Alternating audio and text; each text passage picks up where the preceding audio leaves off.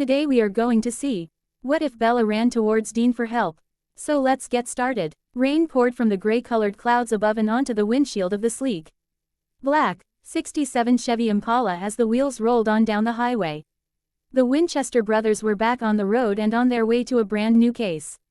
After Dean had been ripped from Hell and all the talk of Lilith trying to start the apocalypse, the boys were grateful to be back on the road with a regular case.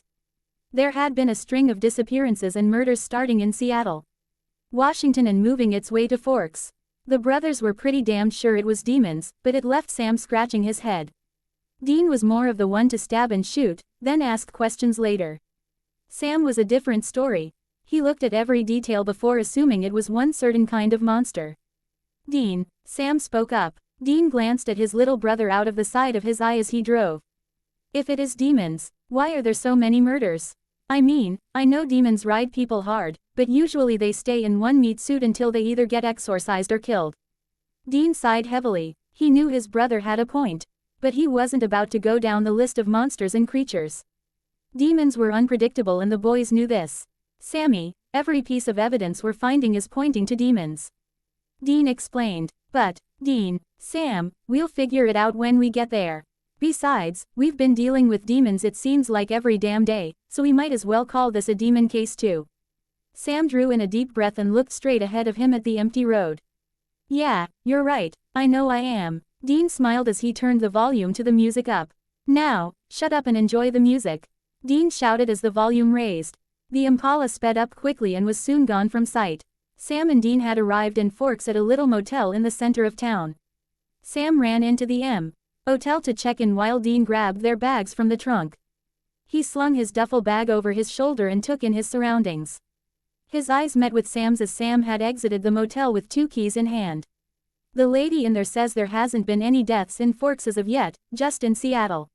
Sam informed. So, should we have gone to Seattle instead? Dean questioned. I don't know, Dean. It's sounding as the killer is slowly moving to Forks. Sam explained. I mean, if it's on the move and it's moving here, we might as well catch it here before anyone else dies. Sam was right and Dean knew this. Still, he drew in a heavy sigh and slammed the trunk shut. I think we need to go on vacation. Dean mumbled under his breath as he snatched the second key from Sam's hands. Aft. The boys had dropped off their bags and unpacked their belongings into the motel room, the two made their way to the local diner. Once the boys had entered the diner, all eyes turned to them. It had caught the boys by surprise and they were half expecting all the eyes to turn to black and start attacking. Locals, Sam whispered to Dean. Yeah, Dean whispered back as Sam sat in the booth closest to the door. Dean slid in after his little brother and looked around the cafe. Dean's eyes had met the waitress's as she made her way over to their table with 2 menus and 2 cups of water. She handed them the menus and pulled out her book from the pocket of her apron. Any drinks? She asked. Sam shook his head. Water is fine, thanks. He said with a small nod. Do you guys need a couple more minutes? She asked, looking at the two. Her eyes would sit on Dean for several seconds then jump to Sam as if she was trying to get into their minds. It made the boys uncomfortable. I'll take a cheeseburger with your homemade fries. Please, Dean said politely as he handed her his menu. I'll take the grilled chicken salad. Sam followed after Dean. The waitress took both menus after she shed jotting their orders down and quickly slid the book into her pocket. She began to turn away before she knelt down at the end of the table by Dean. Dean raised an eyebrow as he watched her go down. His eyes shot towards his little brother and Sam's eyes met his. All Sam could do was shake his head and shrug his shoulders. Dean looked away from his brother and made eye contact with the waitress. You know, the locals don't bite. They're just scared, she said in a small whisper. The boys glanced at each other, then back at her. I know you guys saw the way they looked at you when you walked in. They're scared of whatever is making its way here. Whatever? Dean questioned. It was an odd choice of words. Well, I don't think it's a human. She stood back up on her feet and began talking in her normal tone. That's just me. What do you mean you don't think it's human?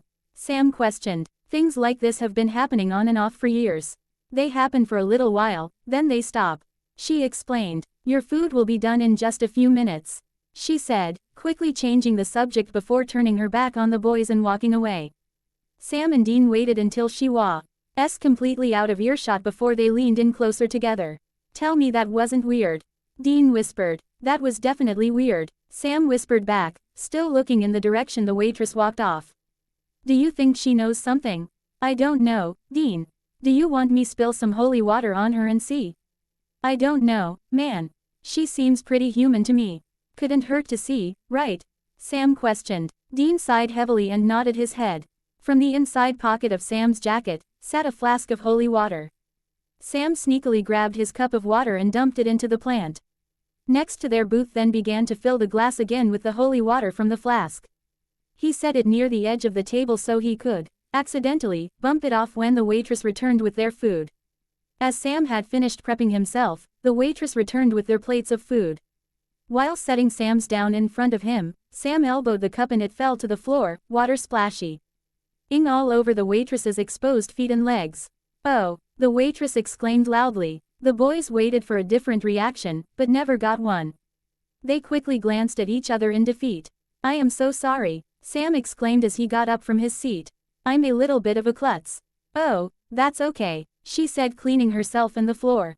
At least it wasn't food. She finished wiping the floor. With the small rag that was tucked in her apron pocket, she stood back up and gave the boys a small smile. I'll get you another water, she said as she grabbed the cup and walked away. The boys waited until she was completely out of earshot again before leaning closer to one another. Well, she's not a demon, Sam whispered. Then what the hell is going on here? The frustration in Dean's voice grew. He didn't like not knowing what was going on, and Sam understood this. There were so many confusing things going on in their lives, all Dean wanted was a simple case. He had explained to Sam Earl why he had wanted a routine case, gather the information on the victims, find the backstory, and gank the son of a bitch. Dean worried this case was anything but routine. Just then the bell rang to the front door of the diner. In walked a tall man, wearing a police officer's uniform. He had short, brown hair and a mustache with pale skin. On his uniform read, Chief of Police. Following behind him was a teenage girl with long, brown hair and pale skin to match the chief's. The boys looked up at the two, then glanced at each other. In unison, the brothers spoke, holy shit. The police chief the words escaped from the boys' mouths and glanced down at the two. The Winchesters knew he had heard them and looked up at the chief with small smiles.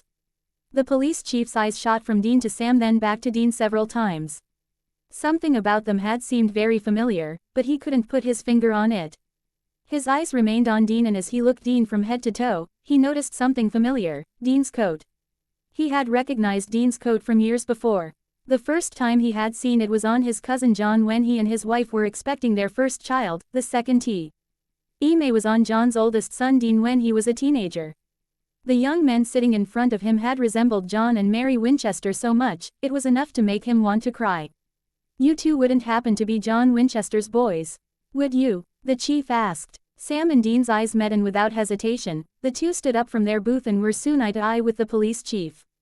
Yes, sir. Dean and Sam Winchester, Dean said, introducing himself and his brother.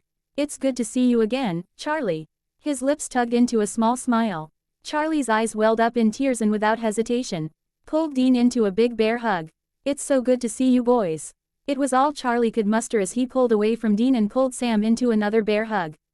It's good to see you too, Charlie. Sam spoke up as he patted Charlie's arm. What are two doing in Forks? Charlie questioned, wiping the tears from the brims of his eyes. Dean and Sam looked at each other yet again before looking at Charlie. Dean chuckled and Sam drew in a deep breath. Charlie looked at them quizzically. We came to see you. Dean spoke slowly. Really? Charlie questioned. The boys nodded their heads, hoping he believed them. Well, I'm glad to see you. He pulled the boys into yet another hug. As he pulled away, his daughter, Bella, spoke. Should we sit down, Dad? She questioned, pointing towards the booth. Charlie nodded his head. You guys don't mind if we sit with you, do you? Charlie asked. The boys shook their head and they all slid into the booth. Charlie took a long look at the Winchester brothers and smiled. You boys sure have grown up, he said with a small sigh. You guys remember Bella, right? Charlie then asked, looking at Bella. Sam and Dean nodded. Yeah, of course we do. Sam replied with a smile. I remember when you were about the same height as Sammy, here. Dean elbowed Sam with a small chuckle. Bella laughed. Yeah, I remember when you guys came to visit that summer. Bella finally spoke up. The waitress returned with Sam and Dean's food and placed them in front of the boys. Speaking of, Charlie said, clearing his throat as the boys began digging into their food. How is your old man? Sam and Dean looked at each other, then back at Charlie and Bella. They maintained their calm exposures as they drew in deep breaths. Well, Dean began before trailing off. Charlie raised an eyebrow. Guys, he said, trying to get the boys' attention. Right, Sam said as he cleared his throat. Well, Sam stammered. It was difficult to tell your father's close relative that he died. It was going to be even harder to explain how and when. Charlie would bombard them with questions, being the chief of police and wanting to know every detail. Spit it out there, guys. Charlie grew frustrated and Bella saw this. She eyed the two boys closely. With her experience of the supernatural, she knew they were hiding something. He died, Dean blurted. He died a couple years ago. Charlie was taken aback. What was he supposed to think with this newfound news? He hadn't seen John nor the boys in so long, he almost didn't want to believe it. What, Charles? I questioned as if he hadn't heard Dean. Dean drew in a deep breath. Dad died a couple years ago. It was after we got into a bad car accident. Dean recounted his last few days with his dad. Sam's eyes shot towards Dean. How? Bella questioned. Heart attack, Sam responded. Charlie shook his head. The car wreck had nothing to do with his death. Bella questioned. Sam shook his head. Well, after the car accident, Dad had seen both his boys in the hospital and there was talk of Dean not waking up, so it was enough to stress the man out. Sam explained. Charlie shook his head again as Bella placed her hand on his shoulder. I'm sorry, Dad, Bella said with a sigh. Without saying another word, Charlie slid out from the booth and walked out the door. Shit, Bella mumbled. She looked at the boys with empty eyes. He's been through a lot these last few months. Oh, Dean and Sam questioned in unison. Bella nodded her head. I'll explain later, but right now I should probably go be with my dad. Sam and Dean nodded in agreement and watched as she walked out the door. Should we go? Sam questioned. Dean gave him a pitiful look as he took a large bite out his burger. I'm still eating, he said, his mouth full of food. Sam's face wrinkled in disgust. Seriously, dude, let's go. Sam grabbed a handful of money from his wallet and set it on the table before sliding out from the booth and exiting the diner. Dean reluctantly put his burger down and followed after his brother. Sam and Dean exited the diner to find Charlie leaning up against the police cruiser with Bella standing beside him, keeping a tight grip on his shoulder. They were mumbling about something when the two boys had approached them. Sam cleared his throat and Charlie and Bella looked up at them. We're sorry we didn't tell you sooner, Sam voiced. We were in a rough spot and when we finally got out of it, I guess we just forgot. Charlie nodded his head as he looked at the ground again. Yeah, I suppose things like that happen, Charlie replied. Charlie's mouth opened to add on when his radio in his car began going off. Charlie quickly straightened up and opened the door to listen closely. At this point in their lives, the boys were experts on listening to police scanners. We have a bear sighting. Victim says they were hiking and found 3 large bears. Dean watched as Bella's body language suddenly changed. Her eyes narrowed and her breaths suddenly became shorter and louder. He watched as her body turned from relaxed to tensed up. Dean elbowed his brother as Charlie grabbed the radio and began speaking into it. Sam looked at Bella and saw the change in her as well. This is Chief Swan coming in. Did the victim say where it happened? Charlie's voice had a distinct difference between talking to the boys and Bella compared to being the chief of police. His voice was harder, more stern. He made a sound as if he wasn't scared of anything. As Charlie was taking down the destination of the bear sightings, Sam and Dean turned around and stepped away from the car. Shall we go investigate? Dean questioned. It's a bear, Dean. It's not our type of thing, Sam pronounced. It could be. I mean, Sam, we don't even know what is going on here yet. Dean spoke with a loud whisper. Also, there's something that Bella knows that we don't. Did you see how she reacted? Yeah, that was a little weird, Sam said in agreement to his brother. A little, try a lot. Maybe she's behind this. Sam gaped at Dean and could tell Dean was considering questioning Bella. Sam grabbed hold of Dean's elbow and pulled him closer to him. Dean raised an eyebrow as his not-so-little brother pulled him closer to his face. Do you really think Bella is behind all the deaths? Sam questioned. Dean rolled his eyes and pulled away from his brother's grip. Of course I don't, but maybe it wouldn't hurt to ask. Charlie then cleared his throat and spoke. Boys. The two brothers turned around to look at Charlie. Would you guys mind taking Bella home? I have to go to the station and figure this bear situation out. Charlie explained. Of course not. We would love to, Sam responded. Dean began making his way to the Impala and opened the back door for Bella. Sam chuckled as Bella looked at Dean quizzically. You know I am capable of opening doors myself, right? Bella asked. Well, Dean paused as Sam continued to chuckle. Of course I do. Can't a guy just be nice? Dean questioned, throwing himself into the driver's seat. He slammed the driver door and Bella and Sam looked at each other with smiles on their faces before climbing in. I just thought I'd ask, Dean. Bella said with a small chuckle. Yeah, Dean mumbled as he turned the keys in the ignition. The engine roared alive and Dean's lips curved into a smirk. That never gets old. Dean took in his surroundings as he got out of his car. You know Sammy, I wouldn't mind settling down here in Forks. Really? Bella questioned. Dean looked at her to see her looking at him quizzically. Well, yeah, why wouldn't I? Dean asked. Well, it took me some getting used to want to stay here. Bella replied, shoving her hands in her pockets. It's a nice place, Sam said as he looked at the sky and the tree surrounding Bella's house. It's not bad, Bella smiled. Sam and Dean glanced at each other while she was focused on her surroundings. So, Sam began, clearing his throat. What the hell is going on in this town? Dean interrupted. Sam elbowed Dean in the side as Bella looked at him with wide eyes. What do you mean? Bella asked. Come on, Bella, Dean responded, growing impatient with her. It's no secret that there is something going on around here. For a quick second, Dean had forgotten all about the fact that Bella and her father knew nothing about their lives as hunters in the supernatural. Again I ask, what do you mean? Bella began growing impatient as well and her voice became more hostile. Air is a line of deaths from Seattle to Washington, Bella.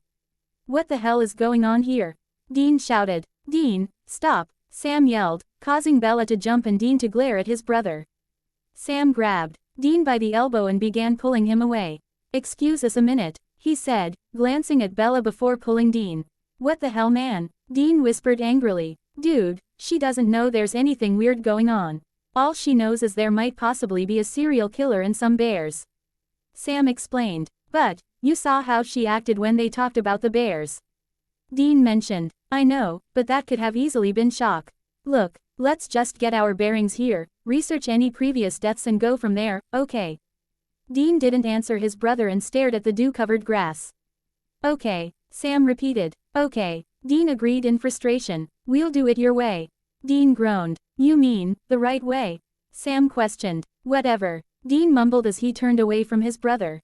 Bella stared at the two boys in confusion. Everything okay? She asked once they returned. I guess. Dean mumbled again. Yes, it's fine. We're gonna head back to our hotel and get some rest. It's been a long drive. Sam explained. Bella eyed Sam with concern. Okay, I'll see you guys around, right? She asked. Of course, Sam said with a genuine smile. We wouldn't dare leave without saying goodbye. The boys got nodded to Bella as they climbed into the Impala. Dean watched Bella carefully from the rearview window as he drove away. Dean couldn't sleep that night. Not only because the case was confusing in its entirety, but every time he closed his eyes, he could see it.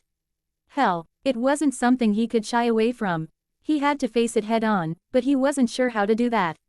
He looked at his little brother, who was sleeping peacefully in the beside Dean's. He wouldn't dare tell Sammy about his time in hell. It would have been too much for him. Suddenly, Dean got this overwhelming sensation of someone watching him. He slowly reached under his pillow for his gun. He carefully and quietly got out of his bed and made his way to the window where the bright light of the moon shone in through the room. He carefully opened the curtains more to look for someone outside, but he didn't see anything. He began to wonder if his paranoia was at an all-time high since he got out of hell. The next morning, the boys got themselves ready for the day. Where are we starting first? Dean mumbled as he brushed his teeth. Having lived with Dean majority of his life, Sam knew exactly what he was saying even with a mouth full of toothpaste. Well, I was thinking we talk to Charlie. Sam started. From the bathroom, Dean spit out the toothpaste and washed off his toothbrush and came back wiping his mouth with a small towel. Why? Dean questioned, his eyebrows furrowed. Well, I want to get more insight on these bear sightings. Sam explained. We could tell him we were planning to go hiking and we wanted to see if there were any precautions we could take in case we see one. We can. We have guns, Dean said matter-of-factly. Sam glared at his brother. I know that, Dean, but that doesn't mean Charlie does. Oh, right. Let's just go talk to him and see what he can give us. The boys packed their belongings they needed for said hike and made their way to the sheriff's office. Once they had arrived, they walked up the steps and into the lobby of the building. Charlie was standing by the front desk, talking to the receptionist. Her eyes moved from Charlie to the boys. "What can I help you with?" she asked. Charlie looked to see the boys standing behind him. "Boys, what a surprise," Charlie said with glee. "Excuse me, Janet," he said to the receptionist before looking back at the boys. "What are you guys doing here?" "Well, we were hoping we could talk to you."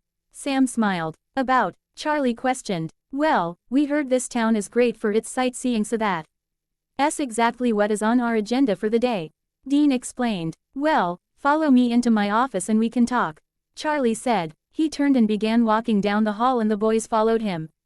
They entered a small, dark office where a desk sat in the middle and 2 chairs sat on the opposite side of his chair.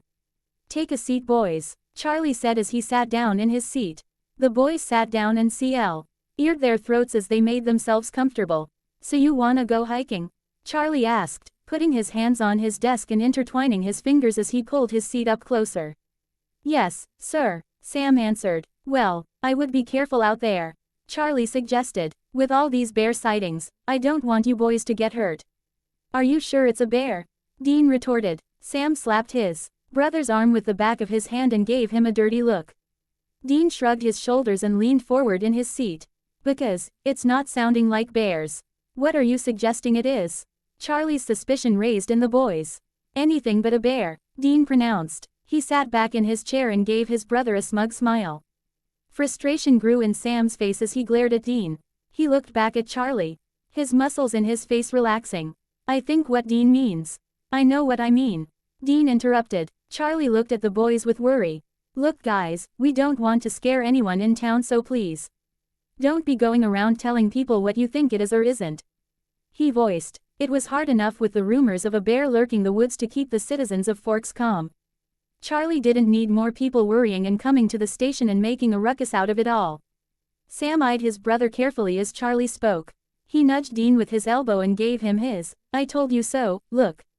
"We'll be careful, Charlie. We always are." Dean finally spoke. Charlie nodded his head and leaned back in his chair, putting his hands behind his head. "You guys should take Bells with you.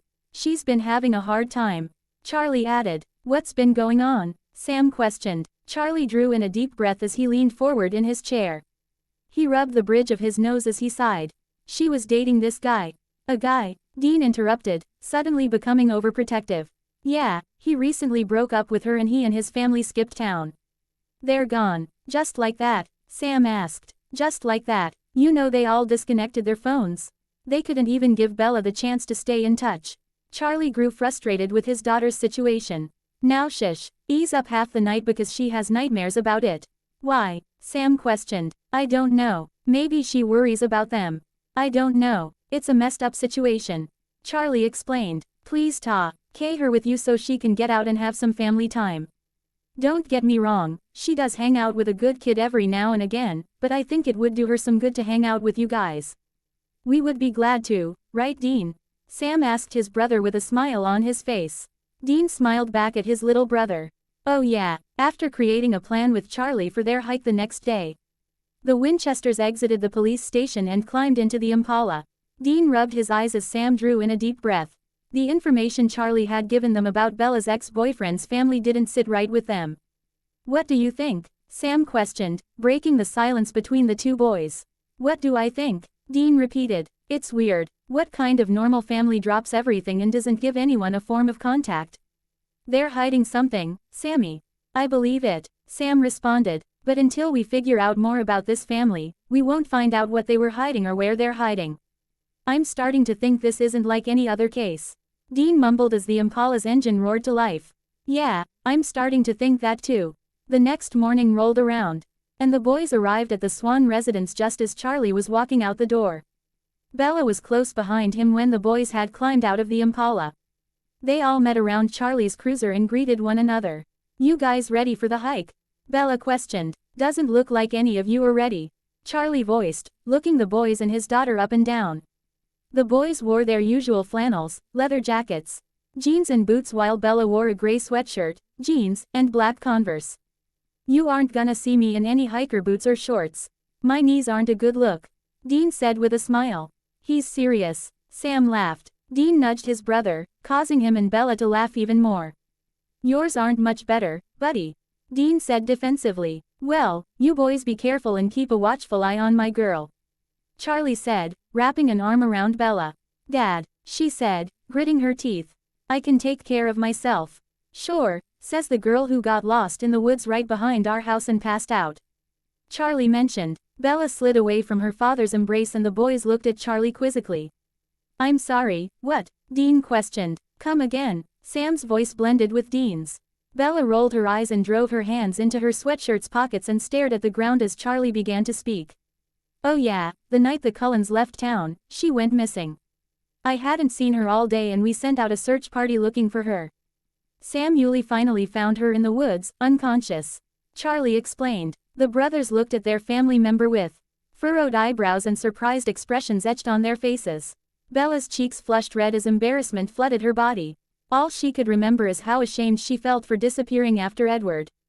Bella's heart raced and broke all over again as she thought about Edward. Her heart raced even faster as she began to think of his ice-cold lips lingering on her forehead before he walked away and disappeared for good. She almost stopped breathing. She drew in a deep breath and kicked at a rock, trying to think of something else, anything else. She could tell Sam and Dean's eyes were still on her and she knew they would only ask questions and she wasn't ready for that.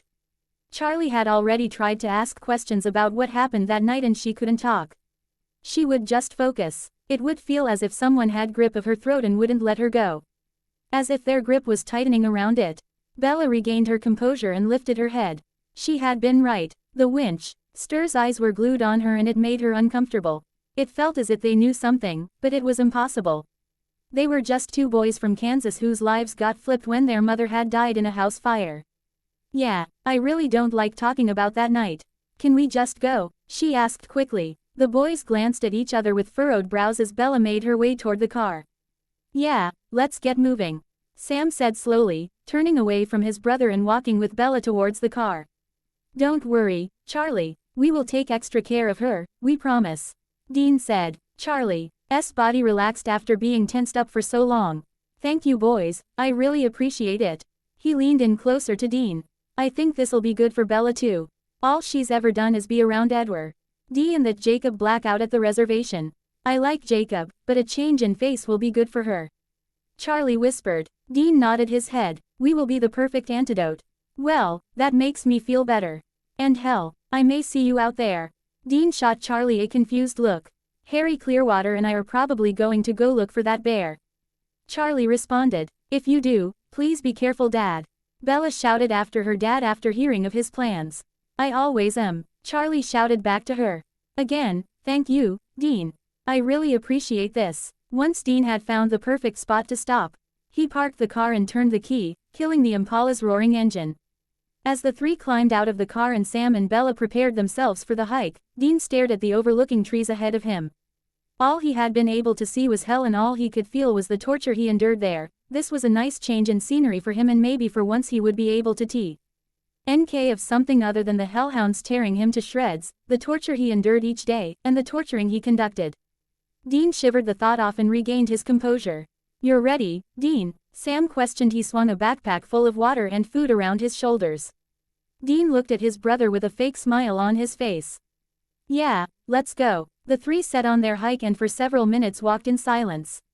Bella watched as Sam and Dean would exchange looks with one another several times. It was like they were speaking with their eyes and it made Bella uncomfortable, like they had been talking about her. So, Bella began. The brothers looked at her as they weaved through trees and stepped over large plants. What have you guys been doing since the last time I seen you? She asked. Well, Sam began. We've been on the road a lot. Dean interrupted. Sam shot his brother a displeased look. Dean shoved it off and continued on. Doing what? Bella asked. Doing odd jobs here and there. What kind of odd jobs? Pest control. Sam answered almost immediately, making sure he wasn't giving his brother a chance to tell her their whole life story. Dean shot a glare Sam's way and Sam shot one back. Oh, that is really, Bella trailed off. Unexciting? Dean questioned. Yeah, Bella replied. Oh, trust us, Sam said with a chuckle. It is far from unexciting. Why, oh, you wouldn't believe what is in some people's basements. Dean finished. I can only imagine. Bella laughed. So, this boyfriend of yours, Dean began. Bella stopped in her tracks and wrapped her arms around her stomach, keeping her back turned on her cousins. Why did he just up and leave? Dean, Sam exclaimed with displeasure. What? I'm just asking a question. And you can tell she's still reeling from it. Let it go. Well, if it's just a simple, normal boyfriend, then she should be okay with my asking, right? Dean began to grow arrogant in the situation and made his way to the front of Bella. He could tell she was having a hard time breathing. Sam followed after his brother and watched Bella. Her eyes were closed tightly and her body was frozen. Tell us, Bella, why did he just leave with no second thought for you? Was he hiding something? Was his family hiding something? Dean continued to push and Sam watched her carefully, waiting for a reaction. Please stop. Her voice quivered and was quiet like a child's. I really don't want to talk about this or him. Why not? Sam joined in. Did he hurt you? No. Bella shouted loudly. He didn't. He just left town. Is that what you wanted to know? She pushed past the boys and continued on the hike. The two brothers looked at each other and watched her for several moments as she disappeared within the trees. That was weird, Sam admitted. You said it. What the hell was that? She knows something. Yeah, I know that, Dean, but what? I don't know, Sammy. Dean growled, growing irritated. Also, what the hell was that, Dean? Sam questioned. What the hell was what? You poking and prodding her with questions like that. Hey, you joined in on it too. But you were getting to be an ass, Dean. Yeah, so what? Sam remained silent, watching his brother's eyes look at everything but him. Were you thinking of hell? Sam finally asked. Oh Jesus, Sam, really, why do we have to bring up hell every damn conversation we have? Because you haven't talked about it, Dean. Sam exclaimed. Dean stepped away from his brother, running a hand through his head in frustration. He turned back to Sam and drew in a deep breath. Let's just talk about this later and go find Bella. Are we actually going to talk or are you going to shrug off my questions as usual? Sam questioned. Well, if you didn't ask so many, I wouldn't have to. Dean began moving ahead and Sam followed close behind. Bella was gone. The boys had spent a half hour to an hour trying to find her. They knew Charlie would be pissed for losing Hi's daughter after he had given them very clear rules to keep a watchful eye on her, and dealing with him was scarier than any demon the boys had ever met. They tried hollering for her, but to no avail. Dean grew agitated while Sam tried to keep calm and collected, which only made Dean grow even more aggravated. He didn't like it when Sam tried to be calm about things, especially things that pissed him off. Bella needed a breather from the boys. All they had done was make her situation worse, and all she wanted to do was see him. She knew it really wasn't him and it was only a figment of her imagination, but it was better than nothing. So, she made her way to the edge and stared at the water hitting the bottom of the cliff harshly. The weather had turned from fairly decent to windy and cold. Ella's eyes watched the waves crashing against the cliff wall and the desire to jump became stronger and stronger. It wasn't to try to kill herself, but it was so she could feel the adrenaline. So she could see the mirage of Edward. Don't do this. She could hear his voice beside her and it echoed in her ears. Her breathing stopped and her face wrinkled with anxiety. You wanted me to be human, she spoke. Her voice quivered as her hands slowly began reaching for the zipper of her coat. Watch me. Her fingers grasped at the zipper and she quickly began ripping her coat off. Her bracelets and rings joined her coat on the ground as she peered over the edge once more. Please, the voice begged. For me. You won't stay with me any other way. Bella shouted over the waves. Bella, please, he begged again. Bella watched the water longingly and drew in a deep breath before taking that final step and jumping. Sam and Dean had ran through the thicket of trees to find Bella at the last minute and taking that final step. They watched as her body disappeared from the top of the cliff down to the water. Bella, the boys shouted in unison. They ran to the edge to find the bubbles of where Bella had landed. They watched for several minutes, waiting for her head to pop up from beneath the water. The fall was blissful for Bella. It gave her a minute to feel free and genuinely happy since Edward left and Jacob turned. Once she had hit the water, she began forcing her body to move to reach the surface of the water. Her head popped through the water and Sam and Dean gave a sigh of relief, watching her from the top. Bella smiled as her heart raced with excitement. She did it. She cliff jumped. She had thought it was fun since the moment Jacob told her about it. She looked ahead to say, a large wave coming towards her and tried to drop underwater before it hit her.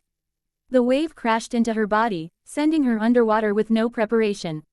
Sam and Dean watched carefully as the wave crashed into her and she was sent underwater. Dean began ripping his coat and flannel off and tossed it to the ground with Bella's belongings. "That's it, I'm going in," Dean said, stepping closer to the edge. Sam grabbed at Dean's elbow, pulling him away. "What the hell are you thinking, Dean?" Sam exclaimed. "Sammy, we don't have time to argue about this." Dean ripped away from his brother's grip and took another step to the ledge. He drew in a deep breath and held it as he jumped into the water. Sam watched worriedly as his brother fell into the water. Dean plunged into the water and swam upward towards the surface. The waves crashed all around his body as his head pushed through the water. "Bella," he shouted, scanning the open water for her. "Bella, where the hell are you?" He drew a deep breath as he plunged back into the water and began searching for her. His eyes scanned from the murky water to find any sign of her. Back on the top of the cliff, another figure ran through a thicket of trees and found Sam peering over the edge. "What the hell is going on here?" he questioned. Sam spun to see a large native boy coming closer to him. "I can ask you the same, who the hell are you?" Sam asked defensively. He wasn't sure who he was dealing with, but was prepared for a fight. The boy looked at the ground to see Bella's and Dean's belongings and his eyes shot up at the tall man in front of him. "Where's Bella?" he shouted. "What did you do with her?" he shouted again, placing his hands against Sam's chest and pushing him away from the cliff. Sam backed up and looked at the boy in astonishment. "You know Bella?" he asked. The boy looked at Sam and stepped away from him. "She's my friend." "Yeah, well, she's my family." "She didn't mention any family coming to town." "Yeah, well, it was a surprise visit." "Where is she?" the boy asked again. "She jumped," Sam responded, looking towards the water. "She what?" he began to shout again. "Are you serious?" "Don't worry, my brother went in after her," Sam exclaimed, placing his hands on the boy's shoulder. "What is your name?" He wanted to try to calm the boy down before he did anything drastic. "The name is Jacob," he responded. "Jacob Black." Sam recognized the name. It was who Bella had been spending her extra time with since Edward had left.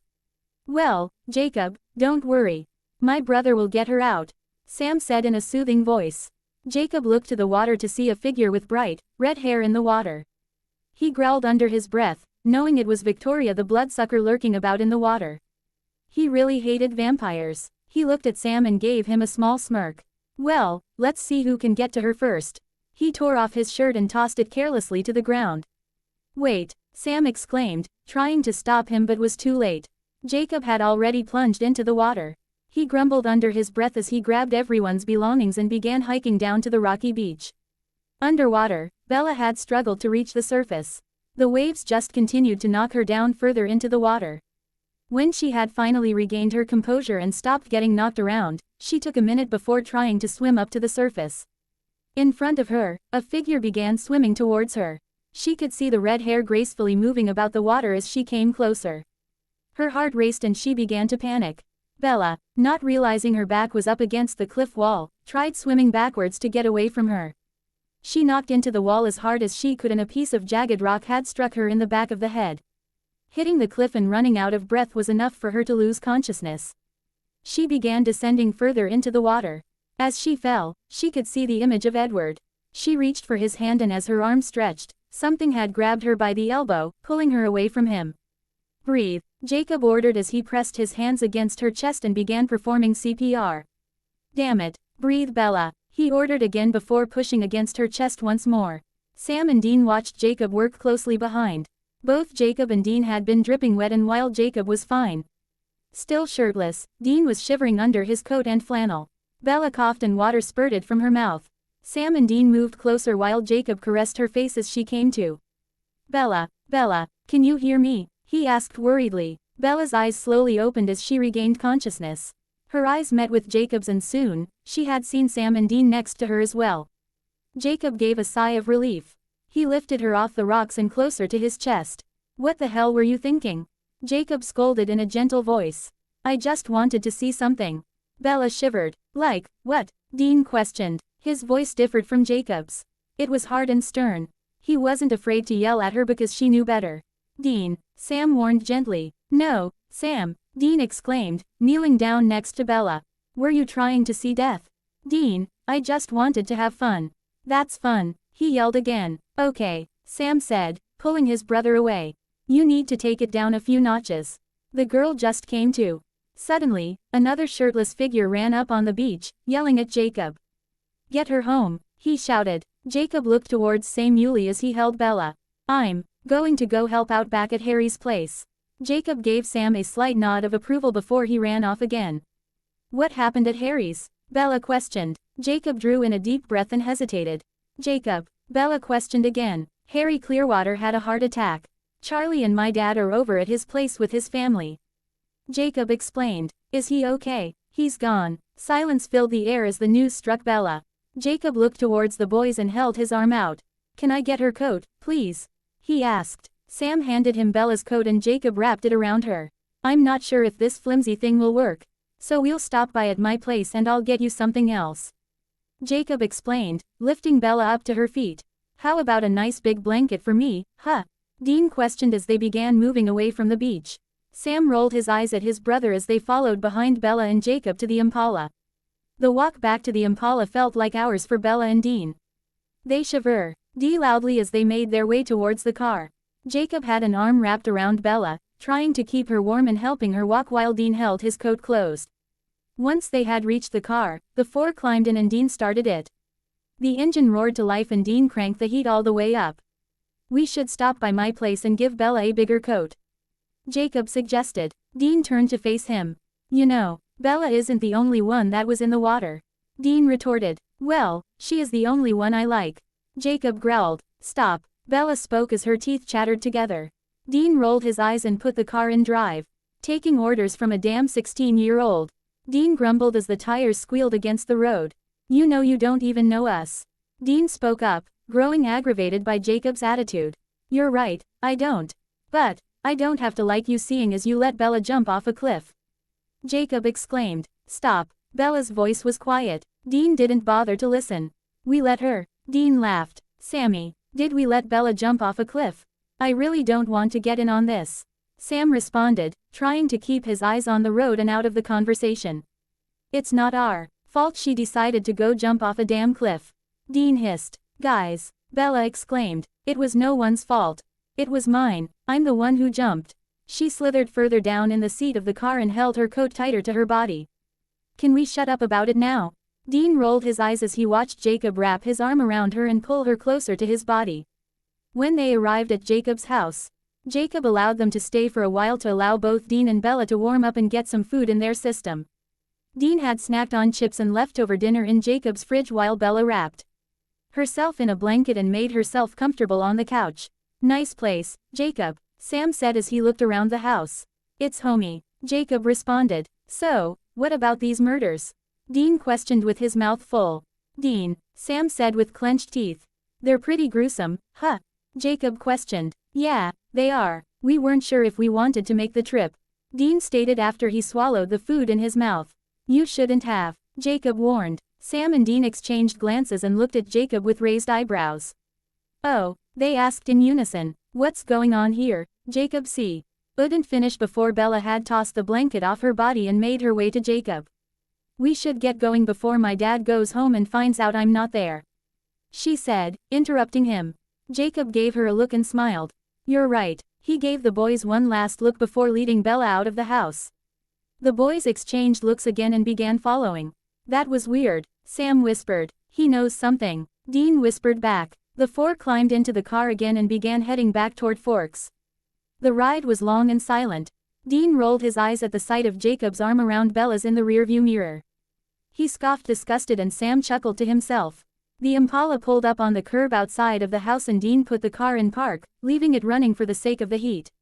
All right, you're home, Dean said, turning to face her. Do you need us to stay with you until your dad gets back? Sam asked, turning in his seat as well to face her. I think they'll be okay, Bella responded. Her hand reached for the door handle before Jacob pulled her away.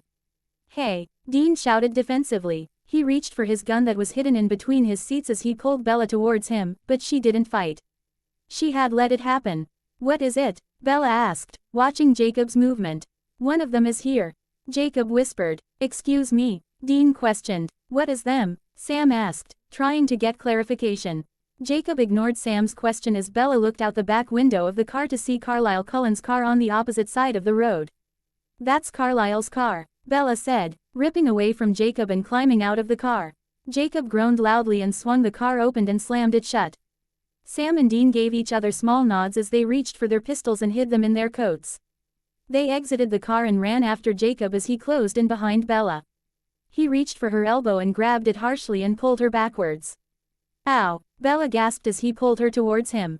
Watch yourself, Sam shouted, placing a hand on Jacob's shoulder. If you go in there, I can't protect you, Jacob said to Bella, ignoring Sam's threat and pushing his hand off his body. He won't hurt me, Bella responded. Okay, what the hell is going on? Dean asked, growing impatient. Bella pulled her arm out of Jacob's grip and ran up the stairs into her home. Jacob stormed away from the Winchesters towards the Impala in anger. Sam followed after him while Dean watched the house. What did you mean one of them?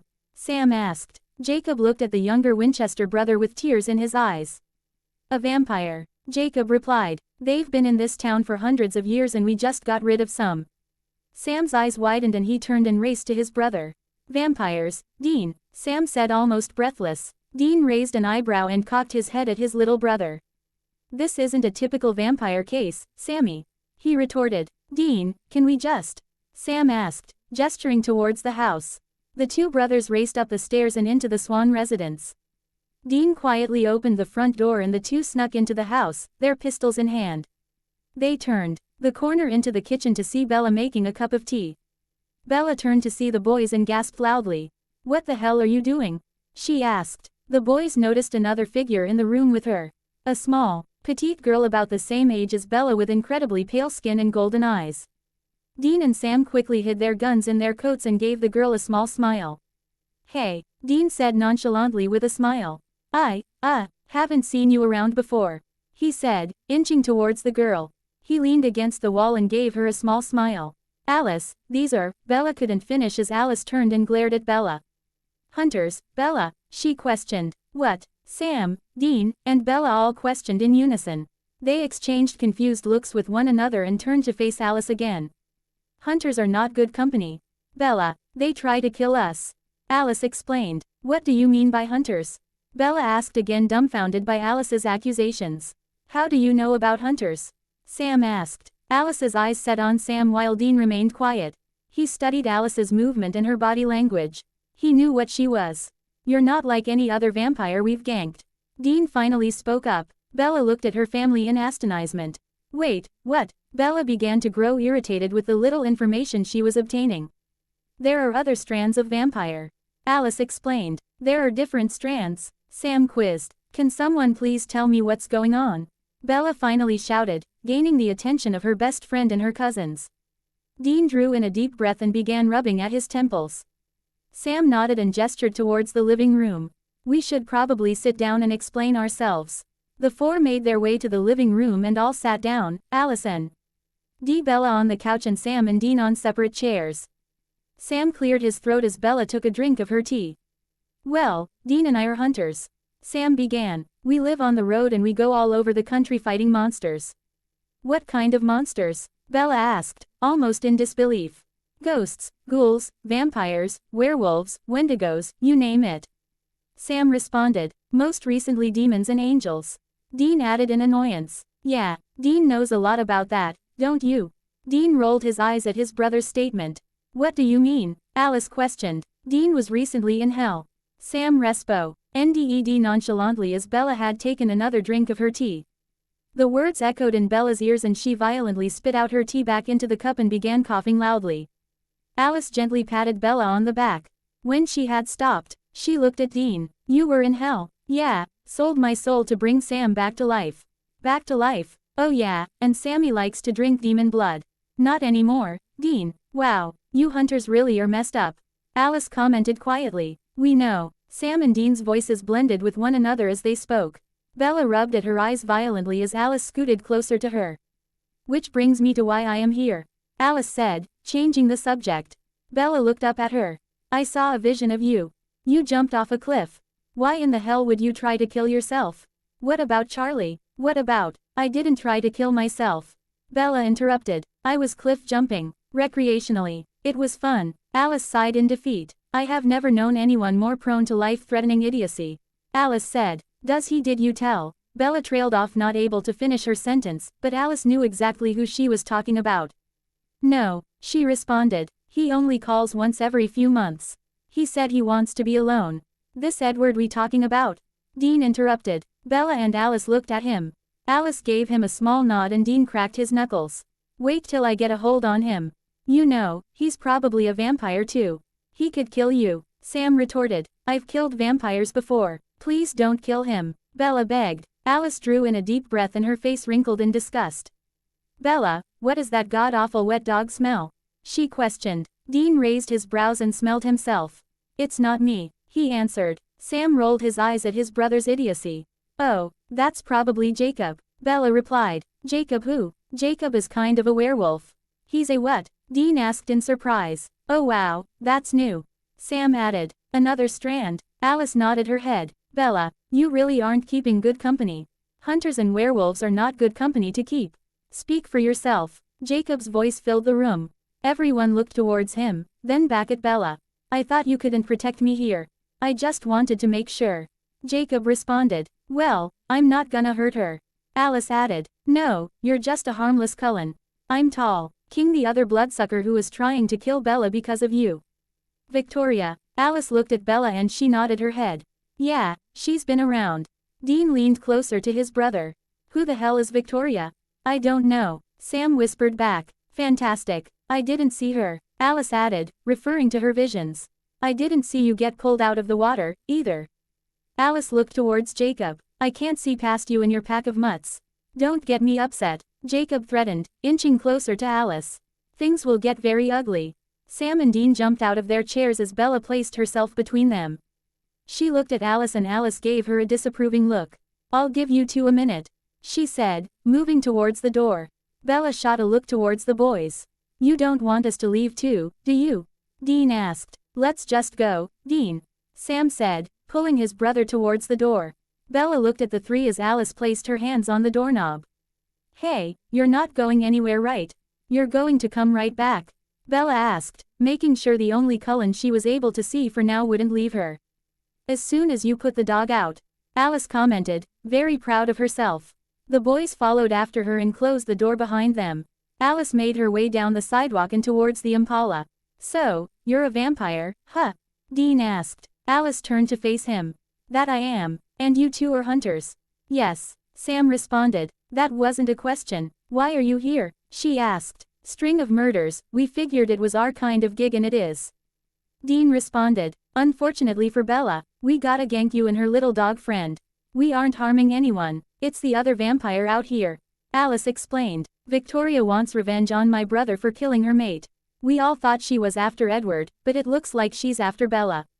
Why would she go after Bella? Sam asked. So Edward knows what it's like to live without a mate. Alice stopped and stared at the ground. Worry began to paint her face. Alice, is everything okay? Sam asked. She snapped back to it and looked at the boys. It's Edward. What about Edward? Dean asked. Alice hurriedly shoved by the boys and made her way to the front door. She turned to face them. He thinks Bella is dead. My sister told him why I came here and now, he's going to the Volturi. She explained. What the hell is a Volturi? Sam asked. It's like our form of government. Alice flung open the front door and moved swiftly to the kitchen where Jacob and Bella had been talking. Jacob W. as backing away from Bella as she stared at the phone. Who was that? Bella asked, watching Jacob's mood change. Always in the way, Jacob hissed. Each step he took away from Bella, she drew in closer. Jacob, who was that? She demanded to know. Bella, get back, Jacob exclaimed as he grabbed onto the kitchen counter for balance. Alice, Sam, and Dean entered the kitchen as Bella drew in closer to Jacob. Bella looked at Alice with concerned eyes. Bella, it's Edward. Alice's voice was shaky and it sent goosebumps down Bella's back. He thinks you're dead and Rosalie told him why I came here. Bella's eyes shot towards Jacob and her body tremored with anger and worry. Why did you? She trailed off. She wasn't sure what words were to come off her tongue. Why didn't you let me speak to him? Bella shouted. He didn't ask for you. Jacob's voice matched Bella's as he shouted back. I don't care. Alice grabbed hold of Bella's arm and turned her towards her and away from Jacob. She place. aced both hands firmly on Bella's shoulder as she looked into Bella's eyes. Bella, he's going to the Volturi. The name of the vampire's form of government sent shivers down Bella's spine. She remembered when Edward had told her about them and Carlisle's time with them. They seemed ruthless. He wants to die too. Bella thought the Volturi's name sent shivers, but once those words hit Bella's ears, she nearly fell to her knees. Her entire body felt weak and she wasn't sure how she was supposed to process this.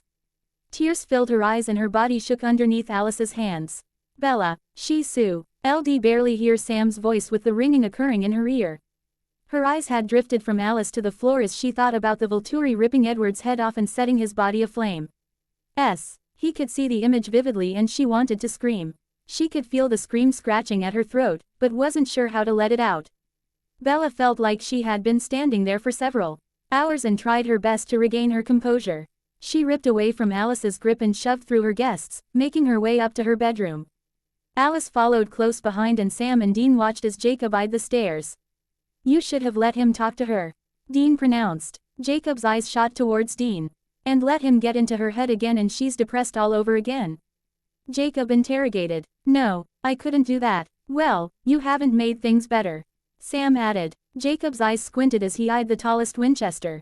Good riddance, Jacob hissed. Without thinking, Dean oved his elbow into Jacob's throat and shoved him against the wall. You think you did something good? Dean began shouting. You think you're a hero? Well, you're not. I don't know the situation in you or Bella or even this Edward guy, but what I do know is him leaving destroyed her and now with this news, it's going to be worse, so good job to you. Jacob's hands scratched at Dean's elbow, trying to get him off. I will kill you, he growled. Dean's elbow pushed further into Jacob's throat. I hunt things like you. I hunt you. You don't scare me. You hunt things like the Cullens too, Oot, you're defending a worthless bloodsucker. Dean removed his elbow from Jacob's throat. The boy had a point and Dean wasn't about to admit it. Why was he defending a vampire when those were the very things they hunted and killed? Was it for the sake of Bella or did he really believe Alice when she had said they were innocent and didn't harm people? Dean stepped away from Jacob and Jacob stared at him with lips curved into a smirk. It frustrated Dean. Let's just check up on Bella, Sam said, pulling Dean away from Jacob. Dean obeyed and they began making their way to the stairs when Bella and Alice had come down. Bella had a backpack slung over her shoulder and a piece of paper in hand. What's this? Dean asked as they met the two at the bottom of the staircase. Bella shoved through him and Sam and continued on to the kitchen. She's coming with me, Alice responded. Like hell she is, Sam barked. Dean watched Sam's body tense as Alice inched towards him. She is coming with me to save my brother, Alice repeated, inches away from Sam and Dean's faces. Is there a problem with that? You're damn right there's a problem with that. Dean spoke. You're not taking Bella anywhere. Guys, Bella exclaimed as she exited the kitchen with Jacob hot on her heels. I'm going and that's final. Let's go, Alice. Alice and Bella hurriedly made their way out of the door with Jacob, Sam and Dean close behind them. He left you, Bella. He didn't want you anymore, Jacob remarked as Alice began to pull the car around. Yeah, well, I'm not gonna let him kill himself out of guilt. A's voice tremored as she reached the car and threw her bag in the back seat. She opened the car door and eyed Jacob carefully. What about your dad? Jacob questioned, trying everything to get her to stay. I'm 18, I'm free to go and I left a note, Bella commented as she got into the car. Dean bent down by Alice's window and watched Bella. Bella, don't go, Dean said. You can't. Why can't I? Bella questioned. What are we supposed to tell Charlie? Sam asked, bending over beside Dean. Come with us, Alice said almost immediately. What? Bella retorted with surprise. Alice looked towards Bella. If they come, they can see we are not a danger to you or any other person in Forks and won't try to kill my family, Alice explained. Also, if they come, you'll get in less trouble with Charlie. They can just say they took you out to get your mind off things. Like a road trip? Sam queried. Exactly, Alice responded. Okay, but if they're going to come, they need to get going because we need to leave now, Bella ordered. The boys rushed and grabbed their belongings from the Impala, including their duffel full of rock salt, knives, holy water, iron, and so on and so forth. They threw them in the trunk of Alice's car and climbed into the back. Jacob reached through Alice's window and eyed Bella with tear-filled eyes. Please, Bella, just stay here, he begged. I have to go, Jacob. I'm begging you, please, for me, Goodbye, Jacob, Bella said in a quiet voice. Jacob's face dropped as he looked at Bella longingly for the last time. He slowly slid from the window and backed away from the car. Alice gave one last look to Bella and she nodded her head as she put her seatbelt on. Okay, Alice said quietly, putting the car in drive. By the way, I hope you guys can. You won't be able to bring any of your equipment on the plane. She added. Plane? Dean panicked. Nobody said anything about a plane. Dean trembled with fear as they were seated in the plane. He sat next to Sam, of course, while Bella and Alice sat next to each other in front of them. Sam began to chuckle to himself as Dean squeezed his eyes and tensed up as the plane began to move. Bella and Alice turned to face the brothers. Alice's head cocked in confusion as Bella raised an eyebrow. What's wrong with him? Alice questioned. Dean's eyes fluttered open and he glared at the pale white vampire sitting before him. He's scared of planes, Sam responded. Dean's eyes squeezed once more as the plane began to rise into the air. He clenched the armrests tightly, digging his nails into the leather. He tried to level out his breathing as his heart raced. Sam chuckled as he watched his brother panic. Out of all the things you guys hunt and kill, he's afraid of planes? Alice questioned. Bella laughed quietly as Dean opened one eye to glare at her again. Shut up. The plane rides were long and eventually, Dean grew tired of getting on and off of them. When they had finally landed in Italy, he was thrilled. He pushed through everyone on board the plane and rushed to the terminal, making sure to mumble, sorry, every time he bumped into someone. He exited the terminal and into the airport and gave a sigh of relief. Sam, Bella, and Alice came out behind several others and reached Dean as he chuckled to himself. You know, when we go back, you're gonna have to get on another plane, right? Sam spoke as he patted his brother on the back. Oh, don't remind me. Dean hissed. They looked to Alice, whom was covered from head to toe. She wrapped a silk scarf around her head and face, kept sunglasses over her eyes, and wore a jacket and gloves. She had changed the minute they had arrived in a sunny town. She was prepared for the sun. Why all the layers? Dean questioned. The sun makes their skin glisten, Bella responded. Dean had to hold back the laughter. You mean you? He trailed off, beginning to snicker. Alice shot him a glare through her sunglasses. Dean, she can still kill you, Sam reminded. Dean stopped snickering and straightened himself out. Sam looked towards Alice. What next? Now, we find a car. Once the four had found a car, a sports car to Alice's liking, they made their way to Volterra. Alice sped along the road. Bella sat in the passenger seat, her knees up to her chest and her hands running through her hair stressfully. Her face was flushed with red as the anxiety rose in her body. Sam and Dean sat in the back, holding on to the handles as Alice sped around vehicles, dodging oncoming ones in the process. Dean shot a fearful glance at Sam, and his little brother returned it before looking to the road. I figured you didn't rent this car, Bella spoke, trying to get her mind off the incoming doom. I figured you wouldn't be opposed to Grand Theft Auto, Alice commented. Not today, Bella admitted. Alice's eyes trailed from the road to the dash with a dazed look on her face. Hey, eyes on the road, Dean shouted from the back. Shut up, Bella exclaimed. Alice, what do you see? They refused him. Alice blinked, returning her gaze back to the road. Shock overcame her body as she pressed her foot harder to the gas pedal. The car roared as it sped up down the highway. So, Sam, Dean, and Bella all asked in unison. Alice glanced in her rearview mirror at the boys. He's going to make a scene, she responded. Show himself to the humans. No, when? Bella asked, growing only more worried. He's gonna wait until noon. That's when the sun will be at its highest. Bella's face became white as she felt a churning in her stomach. Alice, you gotta hurry up. There's Volterra, Alice mentioned as she looked out her window at the tall buildings to the side of them. Sam, Dean and Bella joined in looking out the windows and eyed the beautiful city from afar. They would enjoy it a lot more if they weren't on a rescue mission. Winchesters, Alice began. Welcome to Italy, Alice honked as she began driving through the city and dodging people all around her. Sam, Dean, and Bella watched out their windows as people walked all around the city, dressed in red cloaks. Some wore the hoods on top of their heads, while others let them fall. Why are they all in red? Sam questioned. St. Marco's Day Festival, Alice replied. They're commemorating the expulsion of vampires from the city. It's the perfect setting. Old Tori will never let him get far enough to reveal himself. Bella's eyes shot from the road and the people to the dashboard clock in the car. 11:55. Alice, 5 minutes. Bella's voice trembled with fear and anxiety. I know, Bella, Just breathe, Alice said calmly. The car weaved through the guests until Alice was finally stopped. She placed her sunglasses over her eyes as a police officer began knocking on the window. Bella jumped out of the car and Sam and Dean struggled, letting themselves out of the tiny backseat. Alice, Bella exclaimed, shooting her a worried look. You're the only one he won't see coming. He'll read my thoughts, he'll rush into it. Alice explained. Where do we go? Sam asked as he exited the car. Clock tower. Go. Bella slammed the door shut and began racing through people. Damn it, Dean mumbled. Bella, wait up, he shouted as he and Sam began following after her. Bella's heart raced as she weaved through people, shoving them aside. She could hear the things they mumbled as she shoved them. Her heartbeat pounded harder with each thought of Edward.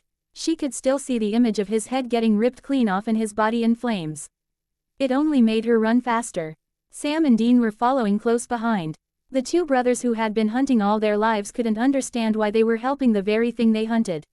Sam gave them the benefit of the doubt. Even though they were monsters, they didn't harm people. They weren't there to kill people, but live among them. Sam could almost understand what it was like. He, himself, was a monster too. He would never forget the look on his big brother's face when he found out he was using his powers. The look of disappointment, anger, and frustration when he found him with Ruby that night. All he wanted to do was help people. Dean wanted to understand the vampires, the same way he wanted to understand his baby brother. But, it was all too strange for him. He was so used to hunting all and every type of monster. He wondered how many were actually innocent and didn't harm people. Sam wanted to help and Dean wanted to understand, so they followed her. Hot on her heels, the boys kept up as she continued on. Their breaths were heavy as they finally slowed down once Bella had stopped in her tracks, her eyes scanning the buildings around her to find the clock tower. All she could see was red. Red everywhere, people blurring her vision, she couldn't focus. Tears began to brim her eyes and her ears started to ring. She was able to somewhat hear Dean's voice over everything. She quickly looked to him and saw him pointing ahead of them. The clock tower. Bella gave him an appreciative nod and began again. The boys, who had grown tired of running, gave each other exasperated looks and with annoyance began running after her again. Volterra was a beautiful city, full of cobblestone streets and old buildings, but it was all a blur to Bella and the boys. It was the least important thing on their list. You know, this is the first time we leave the country and we can't even tour the city we're in. Dean panted loudly as they struggled to keep up with Bella. Sam gave a light-hearted chuckle and patted his brother on the back as they began to slow down. They stopped at the water fountain that stood in the middle of the street, yards away from the clock tower. They watched carefully as the large doors of the building opened and a tall figure approached from the darkness. It was Edward. Edward slowly began unbuttoning the navy blue shirt with each step he took out of the building. Bella watched in worry and without hesitation, jumped into the fountain and began running through the rushing water. The citizens of Volterra shot her strange glances, then moved about with their day. Sam and Dean ran around the fountain as she jumped out the other side and raced towards him. His shirt had been dropped to the ground and he slowly proceeded into the sunlight. He closed his eyes and let the sunlight wash over his body. Bella's body collided with his, knocking the breath she had left in her out. His ice-cold skin blended with her warm, damp skin as she kept a firm grasp around his neck. Bella's scent made Edward believe that the pain and torture was finally over. He was dead. Heaven, he mumbled as he let his fingers in her hair. Sam and Dean caught up and remained below at the foot of the cobblestone stairs, watching Bella and Edward reunite. Bella ripped away from Edward and began pushing him into the shadows. You have to move, she exclaimed. Open your eyes, look at me. Bella's voice and Sam and Dean's thoughts crowded Edward's mind and his eyes fluttered open. Bella's face was the first thing he had seen. Her hair was covering her red face and her breathing was heavy. Her eyes were wet with tears. Bella, he grabbed hold of her and swiftly moved into the building, keeping his arms wrapped around her. He tucked his face into her neck. As they were locked in their embrace, Sam and Dean quickly entered the building themselves and shut the doors behind them and locking it, making sure no one could come in. Edward gently pulled away from their embrace and looked at Bella lovingly. His lips curving into a smile as Bella panted loudly, still trying to catch her breath. She refused to let her eyes meet his.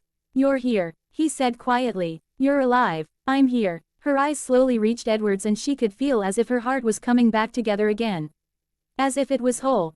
Her breathing slowly began to level as they looked into each other's eyes. I needed to make you see me. You had to know I was alive. You didn't have to feel guilty about anything. Bella explained. Edward looked at her with his eyebrows furrowed and a confused look etched on his face.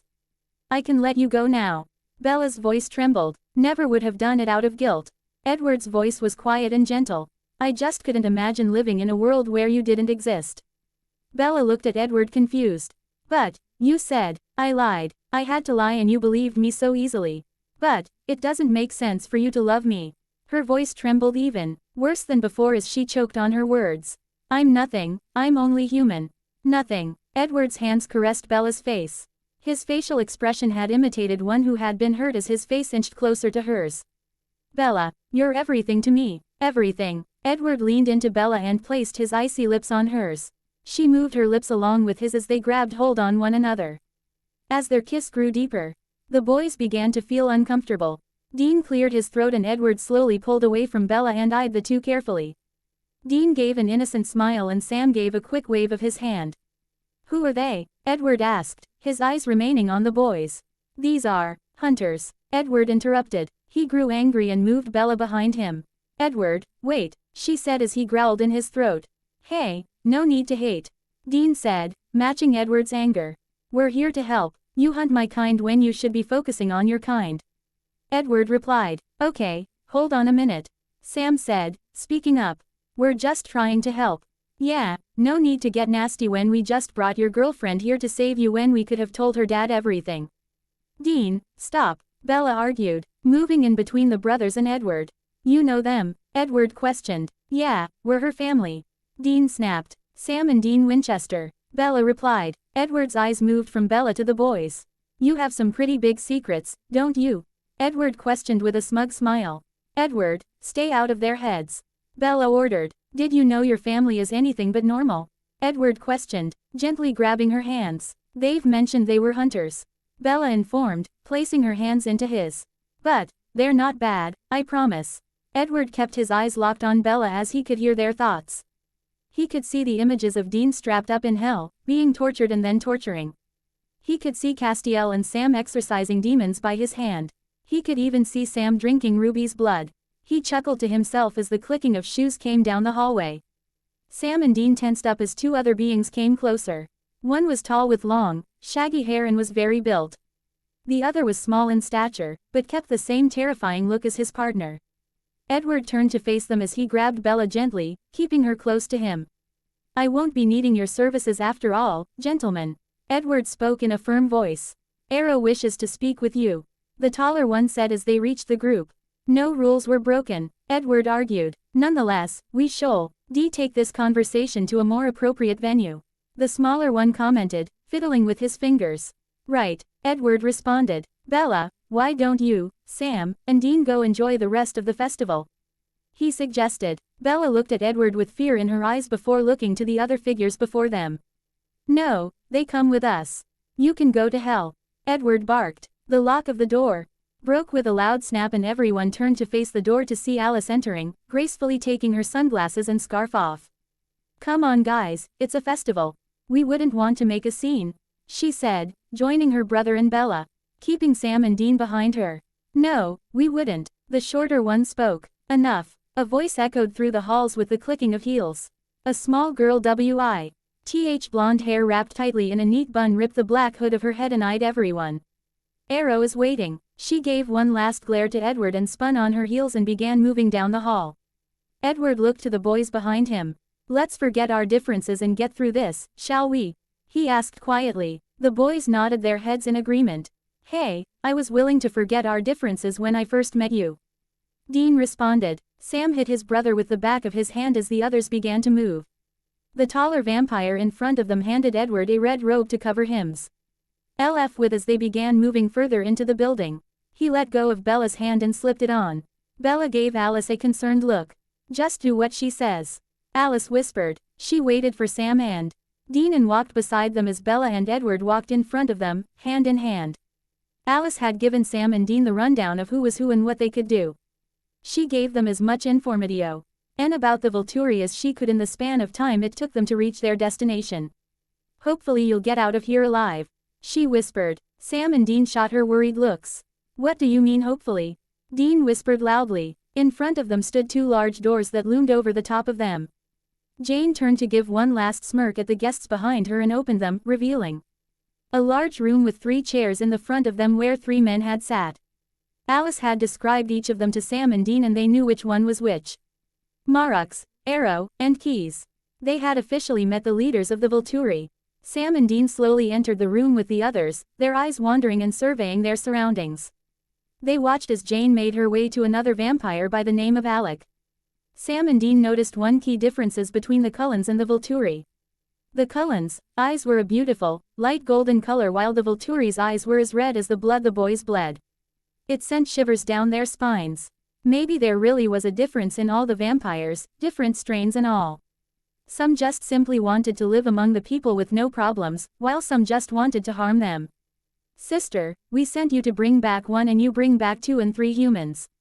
He chuckled to himself. Such a clever girl. What a happy surprise. Arrow exclaimed, joyfully as he got out of his chair and moved toward the group.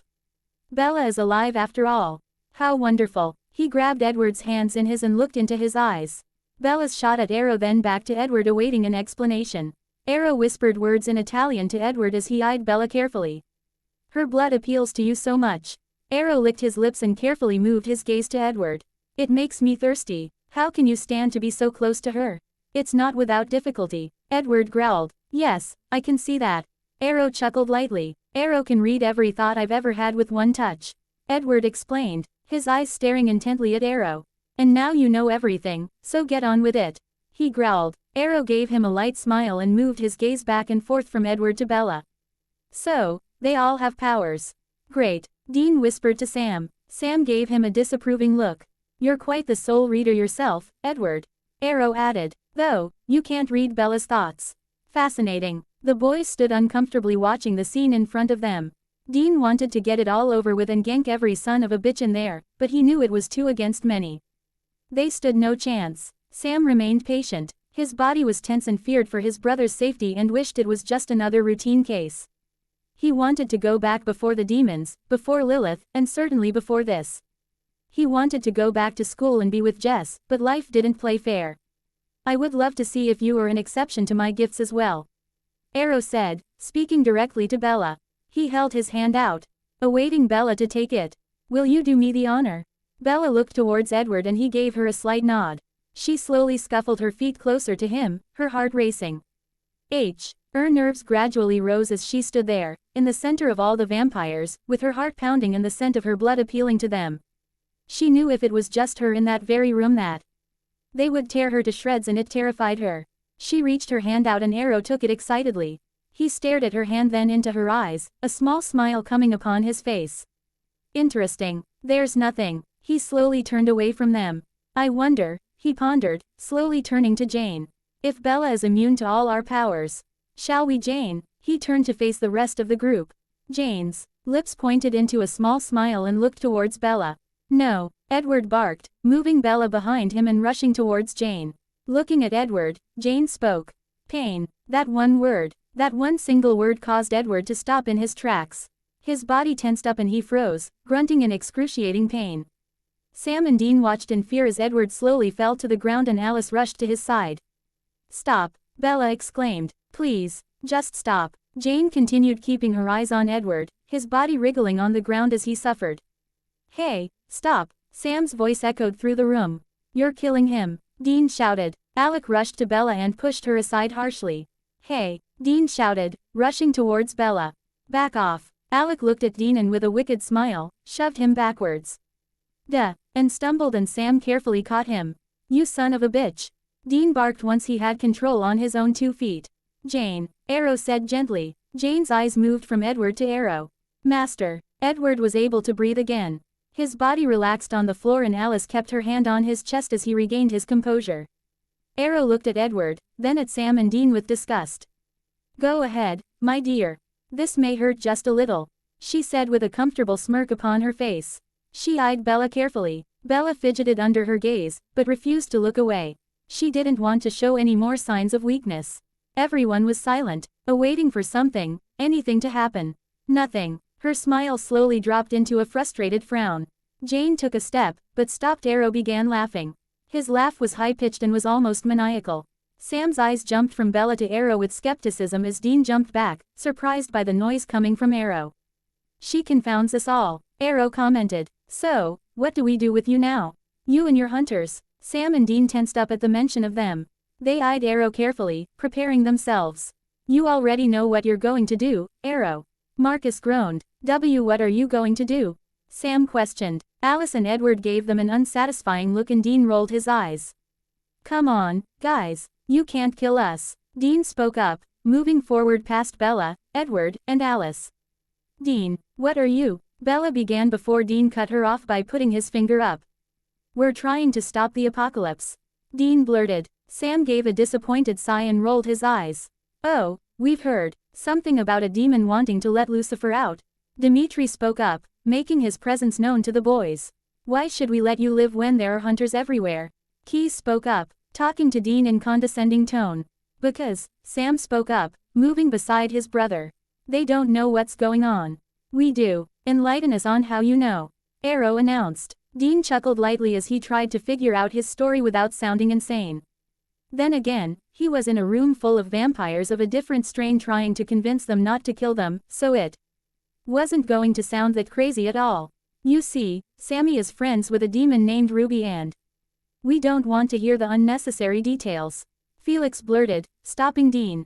Dean glared at Felix as he moved in front of him and placed his face inches from his.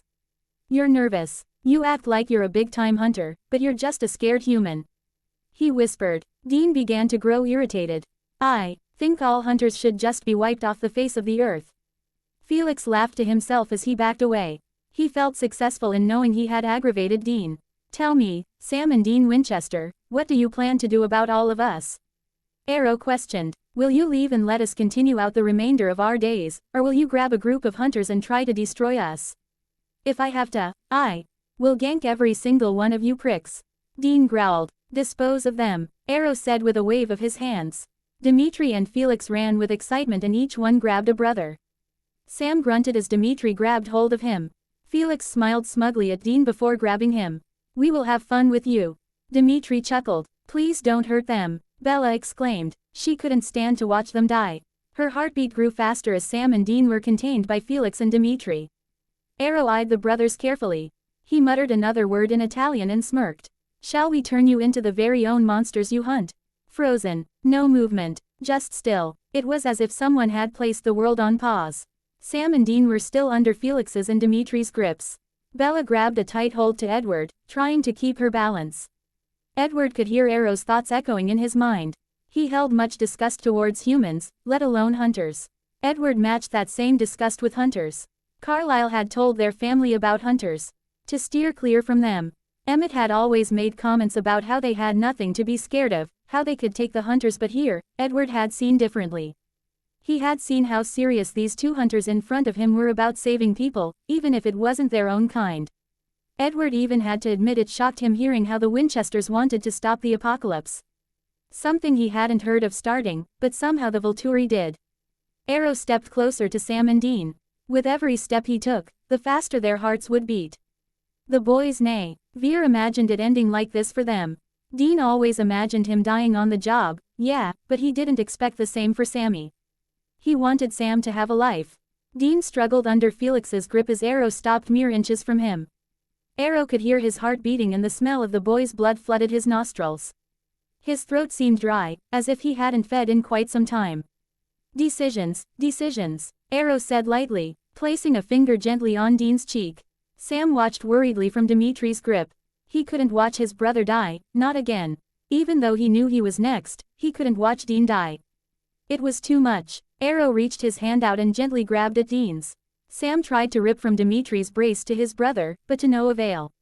He grunted loudly in defeat as he realized he couldn't move away. Arrow's bright red eyes opened widely as he stared into Dean's light green eyes. Just like Edward, he could see everything.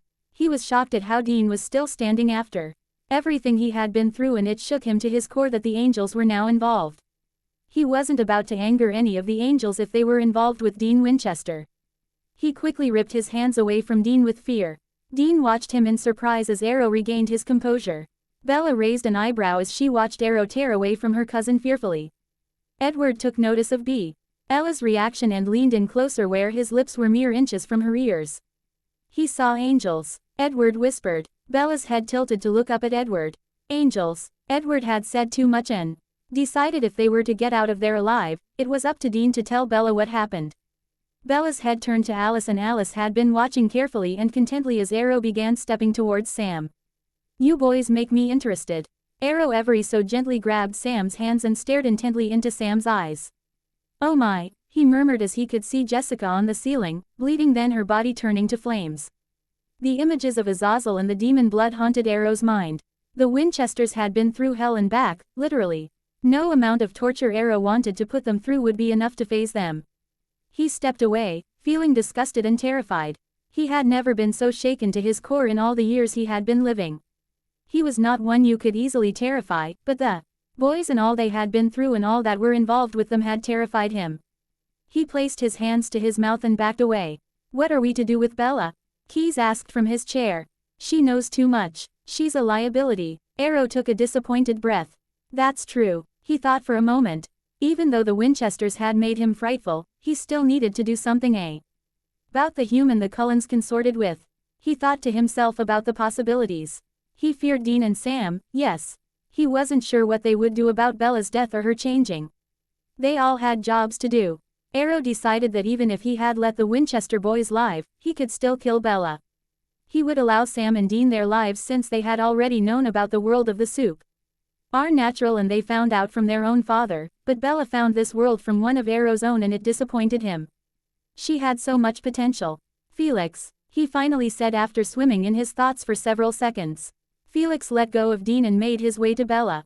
No, Edward barked, racing towards Felix. He gently pushed Bella away and slammed Felix into the ground.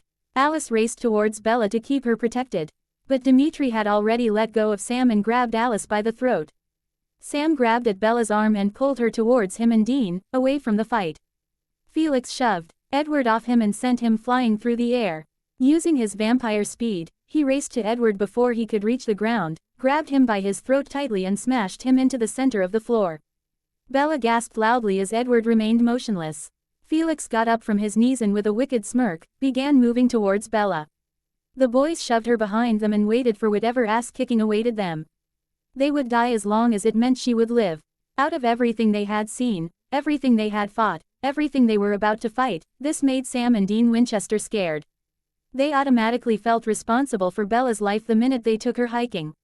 With Edward on the floor, motionless and Alice being restrained, they were the only ones left to protect her. Dean gave one last nod to his brother which in Winchester language meant, no matter what happens, I love you. Sam returned the nod with terrified eyes as Felix got closer. Edward quickly jumped to his feet and bolted for Felix. He tackled Felix from the side and Felix wrapped his arms around Edward's body and tossed him under a concrete bench sitting in a neat little corner of the room. Felix took his fist and smashed through the concrete. He wrapped his fingers around Edward's throat and lifted him high into the air.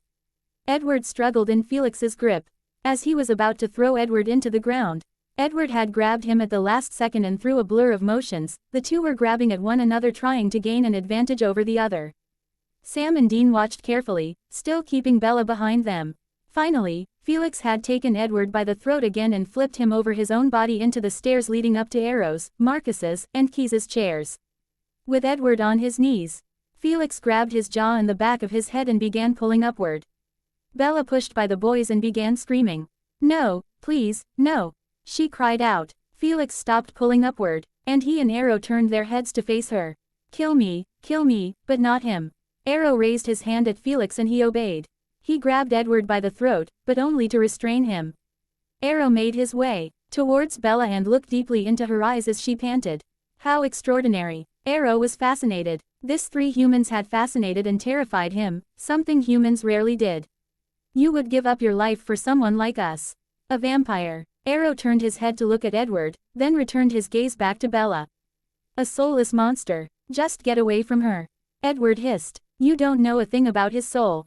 Bella said through clenched teeth. Arrow spoke in Italian again as he turned his gaze to Edward. This is a sadness. If only your intentions were to give her immortality. Sam and Dean's bodies tensed up as they watched Arrow draw in closer to Bella. Immortality, Sam repeated. Absolutely not. Dean declared as Arrow came closer to her, his face inches away from hers. Alec Rue shed to the front of them and kept them from running towards Bella, stopping the process. Arrow was close to placing his mouth to Bella's neck when Alice had spoke up. Wait. Arrow stopped in frustration and his eyes slowly moved to Alice. Bella will become one of us. Sam and Dean's heads turned to Alice with shock etched on their faces. I've seen it. I'll change her myself. Edward looked at his sister with disgust as Arrow backed away from Bella and held out his hand. Dimitri unwillingly let go of Alice and she gracefully slipped one of her gloves off before placing her hand into Arrow's. Arrow ha! Dee seen Edward running through the forest by himself, then soon being joined by Bella, with sparkling skin and glowing, golden eyes. She would make to be a beautiful vampire.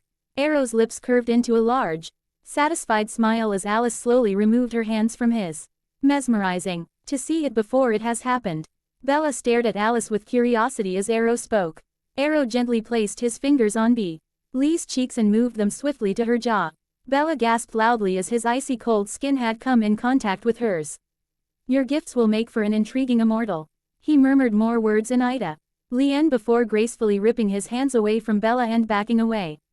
You may go now. Make your preparations. He gestured for Felix to let go of Edward. Let us be done with this. Marcus spoke as he got up from his chair. Heidi will arrive any moment. Thank you for your visit. He forced a smile on his lips. You will return the favor and I advise that you will follow through on your promise soon, we do not give second chances.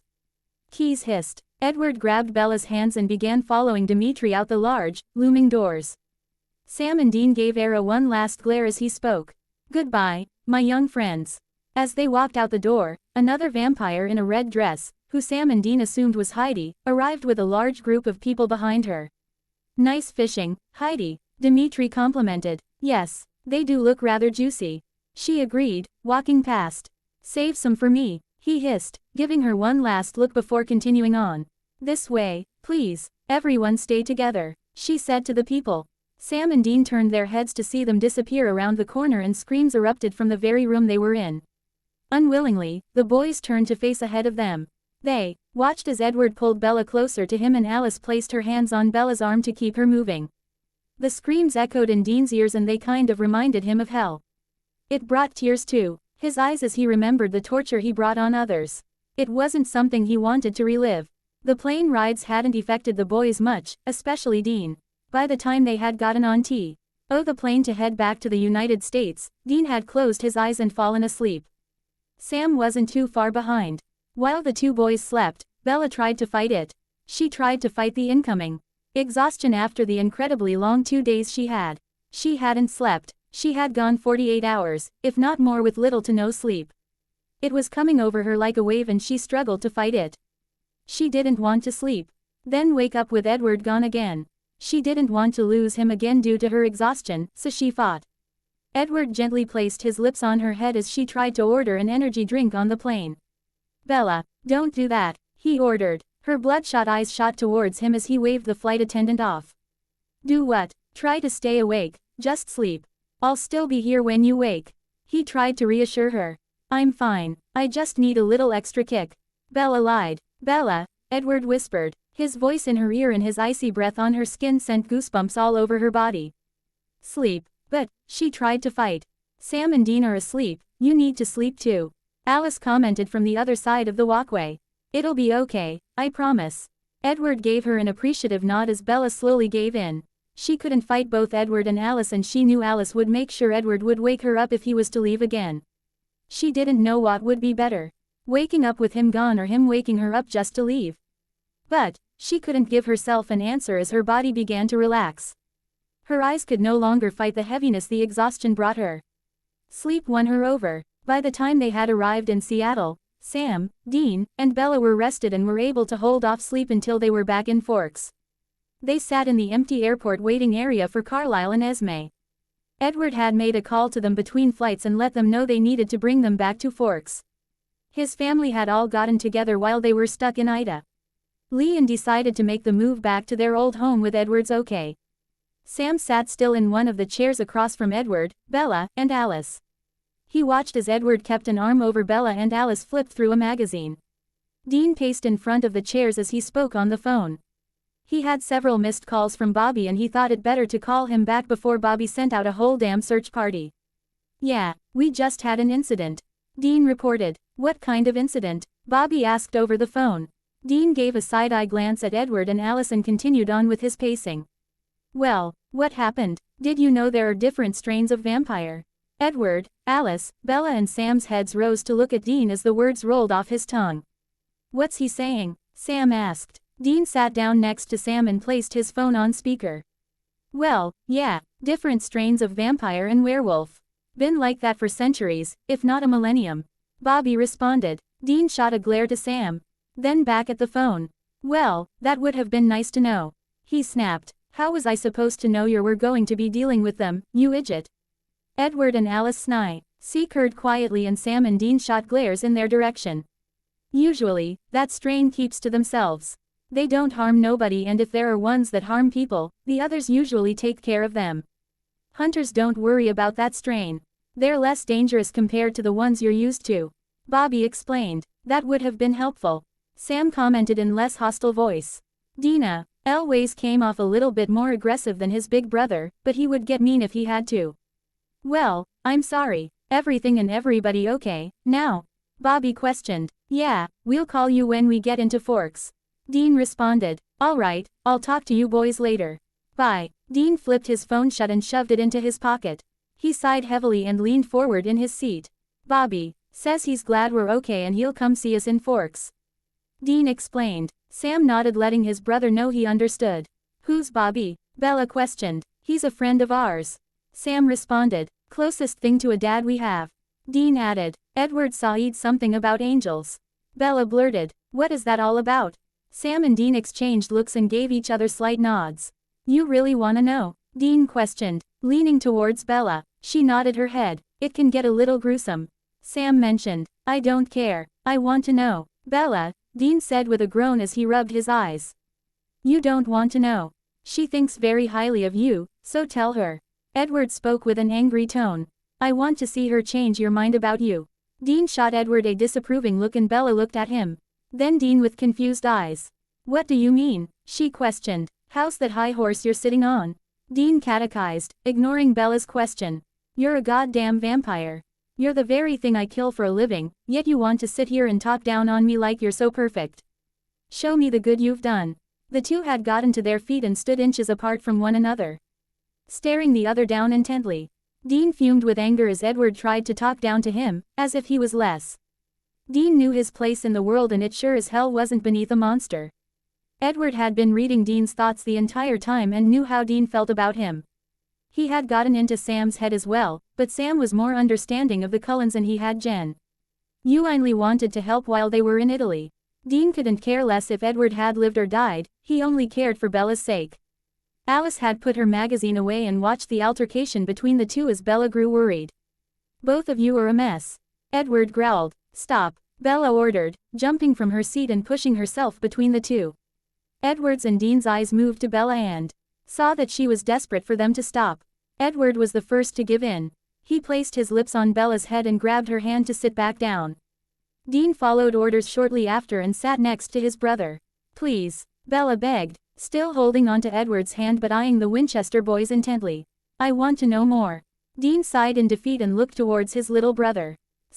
M gave Dean a slight nod of approval and both leaned in forward, closer to Bella. First, do you know how our mom died? Dean asked, rubbing his fingers together. No, Bella responded. I thought it was just a house fire. Her eyes jumped from Dean to Sam as they gave each other another look. Far from it. Dean continued on to tell Bella about Mary and the yellow-eyed demon, Azazel. As she learned, that Azazel had killed Mary just when Sam was a baby and fed him demon blood, Bella's whole world became shaky. There was more out there than just vampires and werewolves, there were demons and angels. An actual heaven and hell. The Winchester boys told Bella and the Cullen siblings about Sam's powers and Azazel's purpose for him. They described in explicit detail Sam's need to drink demon blood. They explained Azazel's plan for all his gifted children. With hesitation, he mentioned Sam getting stabbed in the back. At this point, the Cullens were just as interested as Bella, sitting on the edge of their seats, leaning in with every word the boys spoke. Edward had only been able to see a fraction of their lives, he didn't realize there was so much more. He didn't realize that they were ONLY that way because of the way their lives had gone. When Sammy died in my arms, I couldn't do it. Dean's voice shook. So I did it. I went to the Crossroads Demon and sold my soul. They gave him a year. Sam added. After that year deadline hit, I was toast. Lilith had allowed the Hellhounds in and I was tore apart. Next thing I knew, I was in hell. What happened with you, Lilith? Alice looked at Sam. She tried to hit me with this white beam and nothing happened. I'm guessing I was immune to it. Or it was all the demon blood you drank. Dean commented. Sam shot him a glare, then returned his gaze to the others. If you were in hell, how did you get out? Bella asked, growing confused. Well, that's where the angels come in. Dean responded. An angel by the name Castiel saved me. He brought me back because God commanded it. Wait, God is real? Bella questioned in astonishment. Sam and Dean nodded their heads, giving her an answer. Edward leaned back in his seat and gave Dean a smirk. Why don't you tell her what you did in hell? He spoke up. Dean shot him a disgusted glare. But, Dean, you said you don't remember. Sam questioned. Oh, he remembers all right. Edward commented. What happened in hell? Bella was genuinely curious. Dean began to sweat with Sam's confused and Bella's curious eyes locked on him.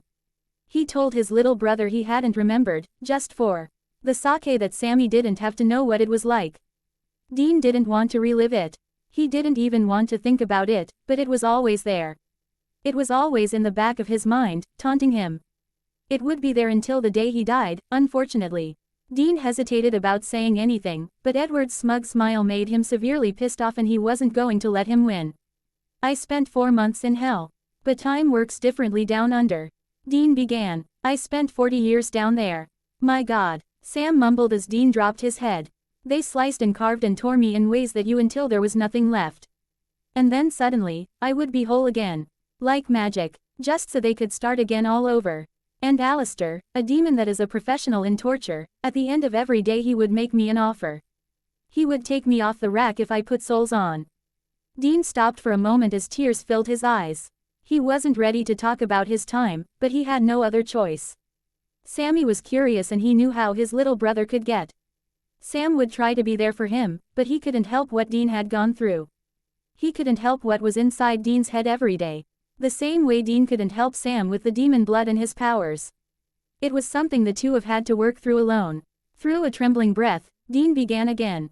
If I started the torture and every day I told him to stick it where the sun shines. Dean forced himself to smile as he recalled his remark. For 30 years, I told him no. But then again, I couldn't do it anymore, Sammy. Dean's voice trembled as the tears grew heavier in his eyes. He mentioned Sam's name solely because he felt as if he was explaining it just to Sam. Sam was the only one who deserved to know out of the group. And I got off that rack. God help me, I got right off. I started ripping them apart. I lost count of how many souls. Dean's head rose and they could see the tears in his eyes, one streaming down his cheek. His shaky voice sent goosebumps down Sam's spine as he recalled his time. Sam hadn't even begun to understand what Dean went through, and at that point in time, he wished he didn't know. The things that I did to them. Dean, Sam spoke up. Dean, you held up for 30 years, which is longer than anyone would have. It was his best attempt at comforting his brother. M's words sent the tears down Dean's cheeks and he let them come. He let the tears and the emotion flood over him. Bella's eyes filled with tears as Dean wiped the tears off his face with one hand. Ice had felt remorse for him and Edward had begun to feel guilty. Hearing Dean explain his time in hell was worse than his thoughts led on. Sam placed a hand on his brother's shoulder. How I feel, inside me. I wish I couldn't feel anything, Sammy. I wish I couldn't feel a damn thing. Dean had gotten to his feet and eyed Edward with hatred and anger. Edward could hear how Dean thought of him. If him being a vampire wasn't what caused Dean to wish death on him, it was forcing him to tell everybody about his time in hell before he was ready. You happy? His voice was deep and rough. If anyone needed to know how Dean felt at that very moment, his voice gave it away. Carlisle and Esme entered the waiting area as Dean stepped away from the group. Edward, Alice, Bella, and Sam jumped to their feet as the two greeted their family with open arms. Esme wrapped Edward tightly in her arms and as she pulled away, she looked at him with worry and anger. Don't you ever do that to me again. Esme's voice trembled as if she was about to start crying. Yes, Mom, Edward sighed with a smile before she gave him another small hug. A circle of hugs and happy greetings went around before Carlisle had noticed Sam and Dean. He looked at them with eyes as black as demons who possessed some poor bastard. Hunters, we've already went through this, Dean said angrily, stepping closer to Carlisle. Dean, please, don't start this, Bella begged as Dean's face was inches away from Carlisle's. She tried to near him, but Edward had a firm grasp on her, keeping her by his side. If you want to kill us, get in line. He looked to his brother and gestured towards the door. Come on, Sammy, we can get to Forks ourselves. But, Dean, Sammy, Dean's voice roared, I'm not arguing, let's go. Dean angry. Lee went on his way and Sam hesitantly followed after him. Before Sam was able to step out, Esme's voice flowed to his ears. You can still come with us. Sam turned to face her. If you went all that way to help Bella save my son, then I don't care if you're hunters. Rain poured on Dean from the dark clouds above. The cold droplets cooled off his warm skin. He had been so angry, he could feel his body heating up quickly. So the rain had been nice. He walked away from the airport to the parking lot where two black cars awaited. He averted his gaze to see a tall, built man with dark hair and pale skin and a woman whose skin matched his and was short in stature with long, blonde hair. They had a certain beauty to them and Dean immediately knew who they were. He shook his head as he sat down on a nearby bench and his eyes locked onto Rosalie and Emmett. They watched him with threatening stares and Dean matched them.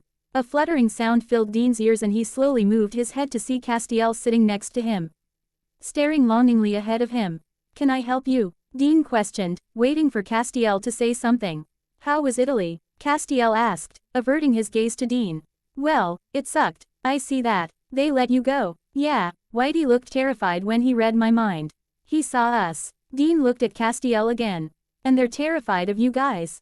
The vampires wouldn't dare kill or turn the one we rescued from hell. They wouldn't risk angering us. How do they know you're even real? We once walked on Earth a very, very long time ago. Dean remained silent. Some vampires believe they deserve nothing but death. Others are very self-righteous. Dean huffed through his nose. No shit, Dean, Sam shouted, gaining his brother's attention. Dean and Castiel looked towards him as he ran towards them. They're willing to give us a ride back to Forks. He panted. Tell them to go on, we'll find a separate ride. Dean, Bobby is waiting for us. The sooner we leave, the sooner we can get going. Dean rolled his eyes and sighed heavily as he got up from the bench. Fine, we'll go, but I'm not playing nice. We won't ride with Edward. We'll ride with them. Sam turned and pointed towards Emmett and Rosalie. Emmett gave them a slight wave while Rosalie climbed into the passenger seat of the car. Dean gave his brother a nod. All right, I can work with it. Saws. You, Dean stopped as he turned towards the bench to see that Castiel had disappeared. I really hate when he does that. He mumbled as they both made their way to Emmett's car. The car ride from Seattle to Forks was long and quiet. The most sound the entire ride was the heavy raindrops falling onto the car and Sam when he would clear his throat. Rosalie and Emmett were still and silent. Dean liked it this way. He didn't want to hear another damn thing about how they were hunters. Rosalie turned in her seat and eyed the boys carefully. She drew in a deep breath before speaking. Thank you for going all that way to help my brother, even though he was being a dick. Rose, Emmett scolded. Rosalie glared at him, then looked softly back at the boys. He was and I apologize for it. I am grateful to you and Bella for saving his life. We wouldn't have to if he wasn't so dramatic. Dean mumbled. Emmett heard this and rolled his eyes. Us vampires, it's like we mate for life. He informed. Sometimes when you lose your mate, you just have no sense in living. Edward tried, but after a while it just became dull to him and he hated life. He hated doing the same thing every day for hundreds of years. In his defense, it does get tiresome. Did he ever try to find a mate before Bella? Sam questioned, genuinely curious. Dean shot him a dirty look and Sam rolled his eyes. No, Emmett responded. He tried for years. I even tried before I met Emmett. Rosalie added. What, you weren't human enough for him? Dean snapped. This time Sam was the one to shoot his brother a dirty look. Rosalie and Emmett chuckled in the front seat. No, he was uninterested. I was always impressed with my looks, Rosalie admitted. So when I was turned, I was even more infatuated with my beauty. You're one self-centered vampire, aren't you? Dean asked bluntly. Emmett's eyes quickly moved to Dean then back to the road again. I was, yes. Then, I met Emmett, Rosalie answered, grabbing at his hand. He lifted her hand up in his and kissed the back of it, and the two shared a smile. The point is, Edward tried, and every woman he met was the same. Until he met Bella, he couldn't read her thoughts. She seemed so uninterested. He wanted to know more. We tried to convince him to stay away, but he wouldn't. Next thing we knew, he fell, and he fell hard. Bella is his mate, and without her, he would believe his life would be meaningless again. Sam began to feel bad, but Dean's thoughts remained the same. Edward was a dick. The brothers looked at each other, and while Sam's face was soft and caring, Dean's was still angry and frustrated. Well, maybe he shouldn't have left. Maybe then Bella wouldn't have wanted to try to kill herself. Dean blurted. Dean, she wasn't trying to kill herself, it was cliff jumping. Sam defended. Either way, without him around she wouldn't have tried to do something so damn stupid. Edward felt it was best. Emmett's voice was still calm and leveled. Despite Dean talking trash about his brother. The night of Bella's birthday, she cut her finger trying to unwrap a present. One of our newer members to our family, Jasper, is still trying to adjust to the vegetarian lifestyle we live. It's been hard on him. So, what happened? Sam asked. The smell and the sight was all too much for him, and he went after her. Edward tried to push her behind him. But sometimes we don't realize our own strength, and he sent her into the wall. Carlisle had to stitch her arm after we had gotten Jasper out. So, Carlisle can handle blood. Sam was interested in these new characters and their lives. He wanted to know more about them and their stories. If they weren't going to kill them, might as well learn about them. Oh yeah, Emmett responded. He's had years of practice, and he always wanted to go into the medical field, so once he was able to handle being around blood and sick people, he became a doctor. That's really interesting. Our family may be strange and weird and something you're not used to, but we're not bad people. Rosalie added. You just need to get to know us. Emmett and Rosalie pulled up behind Carlisle and Esme at their house just on the outskirts of Forks. Jasper awaited them at the front door, and Alice greeted him happily with a gentle kiss and a loving embrace. Bella climbed out of the car, rubbing her eyes tiredly. Shish, he looked like she had just woken up again. At least she slept, Sam whispered to Dean as they had gotten out. No kidding. Sam and Dean stood on opposite sides of the Cullens. They were lined up, standing next to one another, and Edward held Bella tightly to his side. Carlisle gave the Winchester boys a genuine smile as he clapped his hands and rubbed them together. Thank you boys for going with Bella and helping save my son, he said as he held his hand out for the boys to grab. Sam was hesitant at first, but soon grabbed Carlisle's hand and gave it a firm shake. Dean glared at the light-haired man with golden eyes in front of him. He wouldn't be so forgiving as his brother. Excuse my brother, he's just. Sam trailed off as Carlisle held his hand out for Dean to take. I understand, Carlisle said, still holding his hand out for Dean to take. We are the very thing you hunt. Sam looked at his brother in a way that said, just take the man's hand. Dean rolled his eyes and sighed. In defeat after looking at his brother's pleading eyes. He groaned and took Carlisle's icy hand in his and gave it a shake. Thank you, Carlisle said again. His voice was gentle and smooth, almost like ice, but it had a warming tone to it. Esme stood next to his husband, watched the boys carefully. Words will never express our gratitude to you and Bella. She spoke with a smooth voice like her husband's. The boys could tell she was genuinely grateful. She grabbed both the boys into a hug. Sam wrapped an arm around her, and Dean hesitated before doing the same. They brought their heads down to her shoulders. I'm sorry about my son, Esme whispered quietly in Dean's ear. She knew it wouldn't make a difference if her husband or the others heard, but she wanted to make sure Dean had this moment with her. You didn't deserve to be treated that way, Esme. Edward's voice was harsh. She pulled away from the boys and turned to face her son. Don't. You have a lot of nerve talking to me like that. Her voice had went from gentle and smooth to hard and stern. You made us pack up and leave, which I could get behind, but you went your own direction and refused to talk to us for months, Edward. I was so worried about you, I had to call Alice to make sure you were okay. And then, you pull a stunt like this. Esme blurted out. Bella had never seen Esme so angry and upset with any of her kids, or ever for that fact. Bella remained by Edward's side, averting her gazes back and forth from Edward to Esme. Her cheeks began to flush a deep red with embarrassment, as she knew none of them would have been in the situations they were put in if it wasn't for her. Edward sighed in defeat. He pulled away from Bella and took Esme into his arms. She wrapped her arms around his torso and buried her head into his chest. You are my son and I want the best for you, I do, but I also want you to be safe and sound. Esme said softly. She pulled away from his embrace and looked into his soft, golden eyes. Sam and Dean went with Bella to help. They didn't go to kill you, they went to help. The least you could do is be a little kinder. Edward looked to Sam and Dean, then back at Esme. He knew deep down that his mother of all sorts was right. The Winchester brothers could have easily came with Bella to kill him, but they didn't. Instead they helped the love of his life find him to bring him home. He walked away from Esme and stood in front of the boys. Dean watched him with cautious eyes as Edward had looked at Sam first.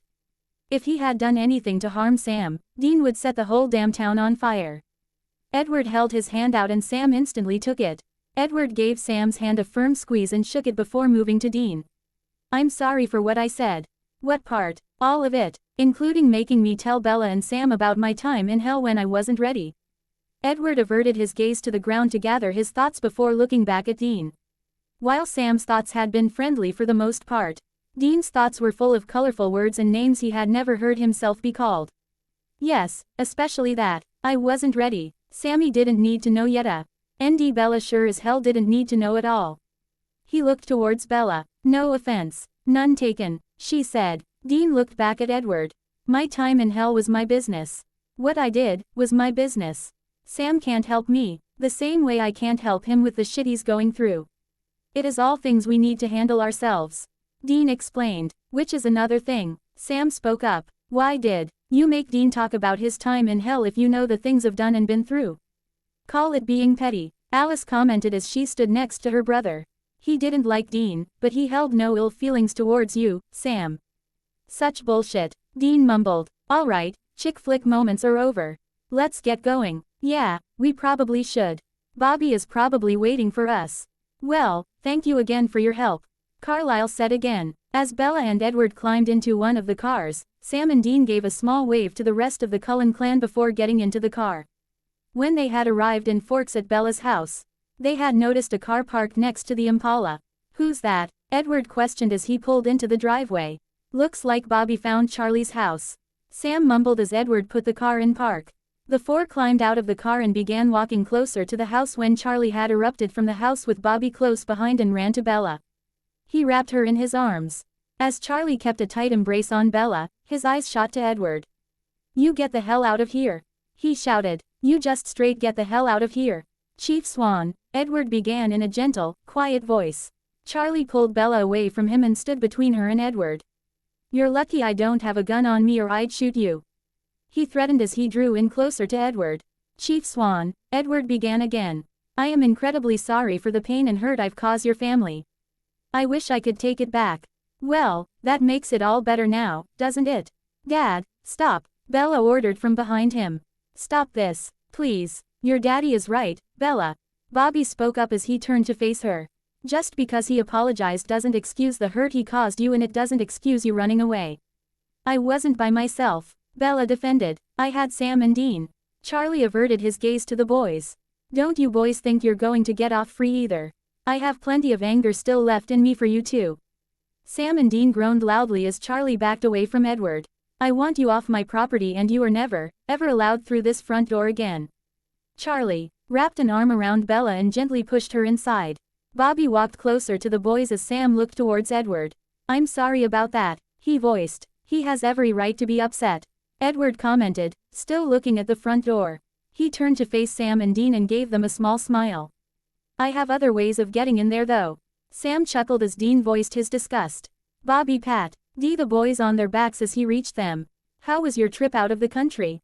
Dumb, Dean replied. It would have been cool to see more of the city. Sam added. It is a beautiful city. I recommend you go there and tour. Edward mentioned. If we can ever get a day off. Dean grumbled. You should probably go before Charlie comes out here with his gun and starts shooting. Bobby warned Edward. Then, we'll really have to explain some shit to him. I suppose you're right, Edward sighed, shoving his hands in his pockets. He looked at Sam and Dean once more. Thank you for all your help, really. I'm sorry I was he trailed off. A douche, Dean finished. Yeah, that, Edward sighed with a light chuckle. I shouldn't have made you talk about your time in hell. Bobby shot a look at Dean. You remember, I ain't talking about it, Bobby. Dean growled. Edward began making his way to the car before stopping. I hope to see you guys sooner than never. Edward gave a half-hearted smile. Yeah, maybe, Dean grumbled under his breath. Definitely, Sam said, giving Edward a small wave. Edward gave a nod towards the boys and Bobby and climbed into his car. As his car backed out of the driveway and sped off down the road, the Winchesters and Bobby began making their way to the front door. Might as well get the ass reaming over. Dean sighed as he shoved his hands in his pockets. Maybe it won't be so bad, Sam said hopeful as they disappeared into the house. Charlie yelled and boy, did he yell. He would yell at Bella, then the boys, then back at Bella for being so careless, reckless, and stupid. The boys and Bella knew it was all out of love, but Sam and Dean had definitely felt déjà vu over it. While Sam and Dean had just told Charlie they took Bella on a road trip to get her out of her head, Charlie had still been worried. With all the killings and disappearances of people all over the Washington area, he worried something like that could have happened to Bella. While Charlie had proceeded to tell them they were careless for not telling him, it reminded the boys a lot of their father. John had often gotten on the boys' cases for being reckless and stupid. He would often mention how they could have gotten hurt or killed. Charlie had mentioned that, too. While Charlie's reprimanding wasn't as severe as John's always was, it still gave them memories of their father. Charlie had grounded Bella. For how long, he never said. He had mentioned she was grounded for the rest of her life, but everyone in the Swan residence knew it was just until he figured if she had served her punishment or not. Bella had given him a small hug before going up to her bedroom. Charlie sat on the recliner and sighed heavily as he rubbed his eyes. "We're sorry, Charlie," Sam murmured. Charlie looked at the boys and gave them a weak smile. "I know you guys weren't trying to do any harm, but I would have liked to know about said road trip. We know and we should have said something. We just thought it would have been good to get her out of her head and a road trip seemed like a good way to go." Dean explained. "Whose car did you take?" Charlie asked. The boys looked at each other with worried looks. They hadn't gotten that far in their story and they had forgotten they would have needed the Impala for a road trip. They worried that Charlie was onto their lies. Ian told me one of Bella's friends was heading out of state so they went with her. Bobby responded for them. The boys gave Bobby looks of relief. "Which is where I come in. They figured once Bella's friend made her destination, they would need me to bring them back." "Yeah," Sam and Dean agreed in unison. "How did Edward get in the picture?" Charlie questioned. "Well, we were on our way and we had to stop in Spokane at a gas station. Bella had went inside to pay and she saw Edward and Alice there. They explained to her that they were moving back to Forks." Sam explained. "Did they ever explain why they up and left and didn't even give my daughter an explanation?" Charlie began to grow frustrated. "No idea," Dean responded. "She wanted to go with them back to town and it made no sense to us. We told her friend to go on without us and we got a hotel room in Spokane to try to talk some sense in her. And boy, did we try. But she wasn't budging. She wanted to go with them and we tried telling her exactly what you told us. Still, she was hellbent on going with them and finally we had to tell her we would take her back into Forks and see them and that's what we did. We called Bobby to come get us in Spokane. I was driving through Montana at that point, so it took me a little while to reach them." Bobby added. "Did the trip help for a little while, before she saw Edward?" Charlie asked for reassurance. "Yes, it did. She didn't think of him for a minute." The boys and Bobby left Charlie's house that evening and went back to their hotel room. Once they arrived, Dean threw his coat and keys on the table by the door and fell onto his bed. Sam sat on the other bed as Bobby sat down at the table. Dean groaned loudly as he made himself sit back up. "Thanks for the help, Bobby," he said as he rubbed his eyes. "No problem. That's why I'm here." "Yeah, and thanks for coming up with a lie on the spot like that," Sam added. "We lie for a living, boys. It comes naturally. I don't know about you guys, but I really need to hit the hay," Dean said with a yawn. "Yeah, we should probably try to sleep," Sam agreed. "What will you do?" he asked Bobby. "I'm gonna get a room myself. Then tomorrow we can head out on the road together."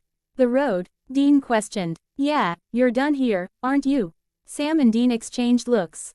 "We didn't really do anything," they said in unison. "You can't. The werewolf pack and the Cullens will take care of whatever is causing the killings. You boys can't do anything here. It's kind of like saying you have no jurisdiction. So we just leave." Dean didn't like the idea. People were still dying and their job was to save people. "Pretty much." "What about the people?" Sam questioned. He was with his brother on this one. He did. And he want to leave when people were still dying. He didn't want to wait until the Cullens or the werewolves decided to handle it. You guys don't want to get into this fight.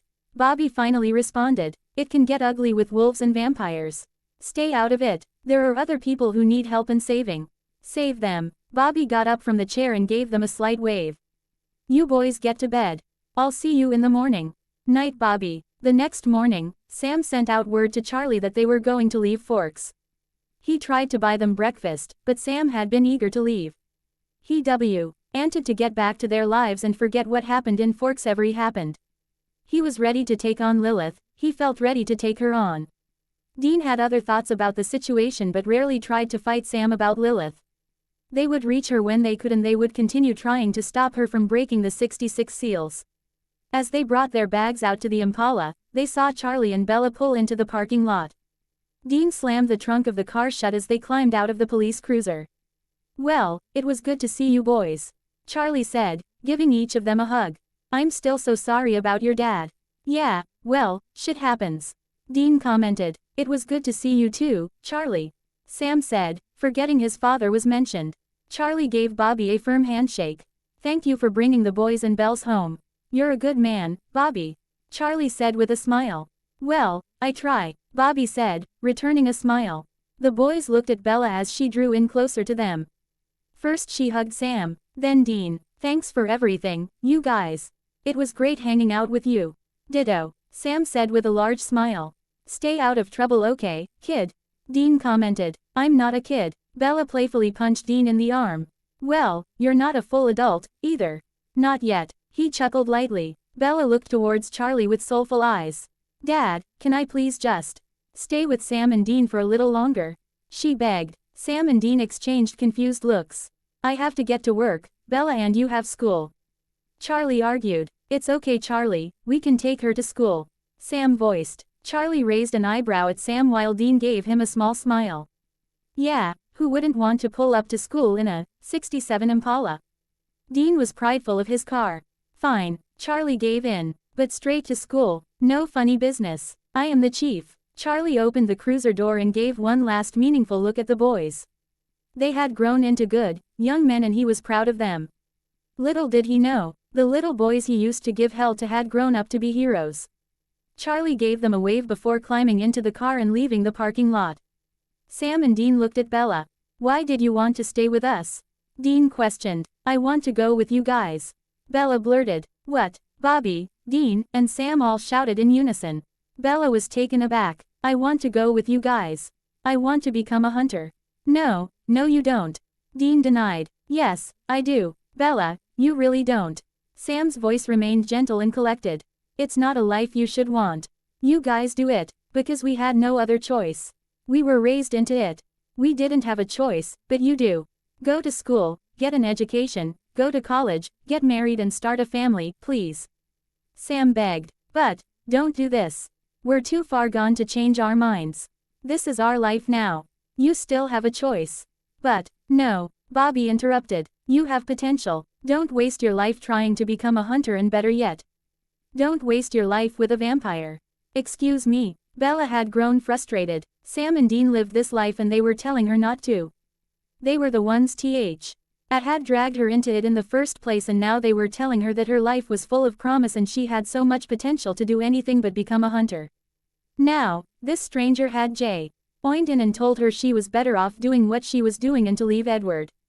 Please take this into consideration when I tell you I am not trying to be an ass, but I am trying to protect you. Bobby began. You will get into all sorts of trouble with a vampire or a werewolf. Stay away from them, please. Bobby had surprised Sam and Dean. It was as if he was talking to his own child about not following into his footsteps. You don't know him or me. Bella argued. Listen to him, Bella. Dean said with a stern voice. He knows what he's talking about. Bella kicked at the rocks in the parking lot as she dropped her gaze to the ground. She slowly looked back up at the boys and sighed in defeat. Fine, but can you still take me to school? Dean's lips curved into a large, devious smile. Get in. The Impala drove into the parking lot of Forks High School where plenty of Bella's peers watched with careful eyes. They watched as Sam and Dean climbed out of the car and gave Bella one last hug before they headed out on the road again. Be careful, Bella said as she pulled away from her hugs with the boys.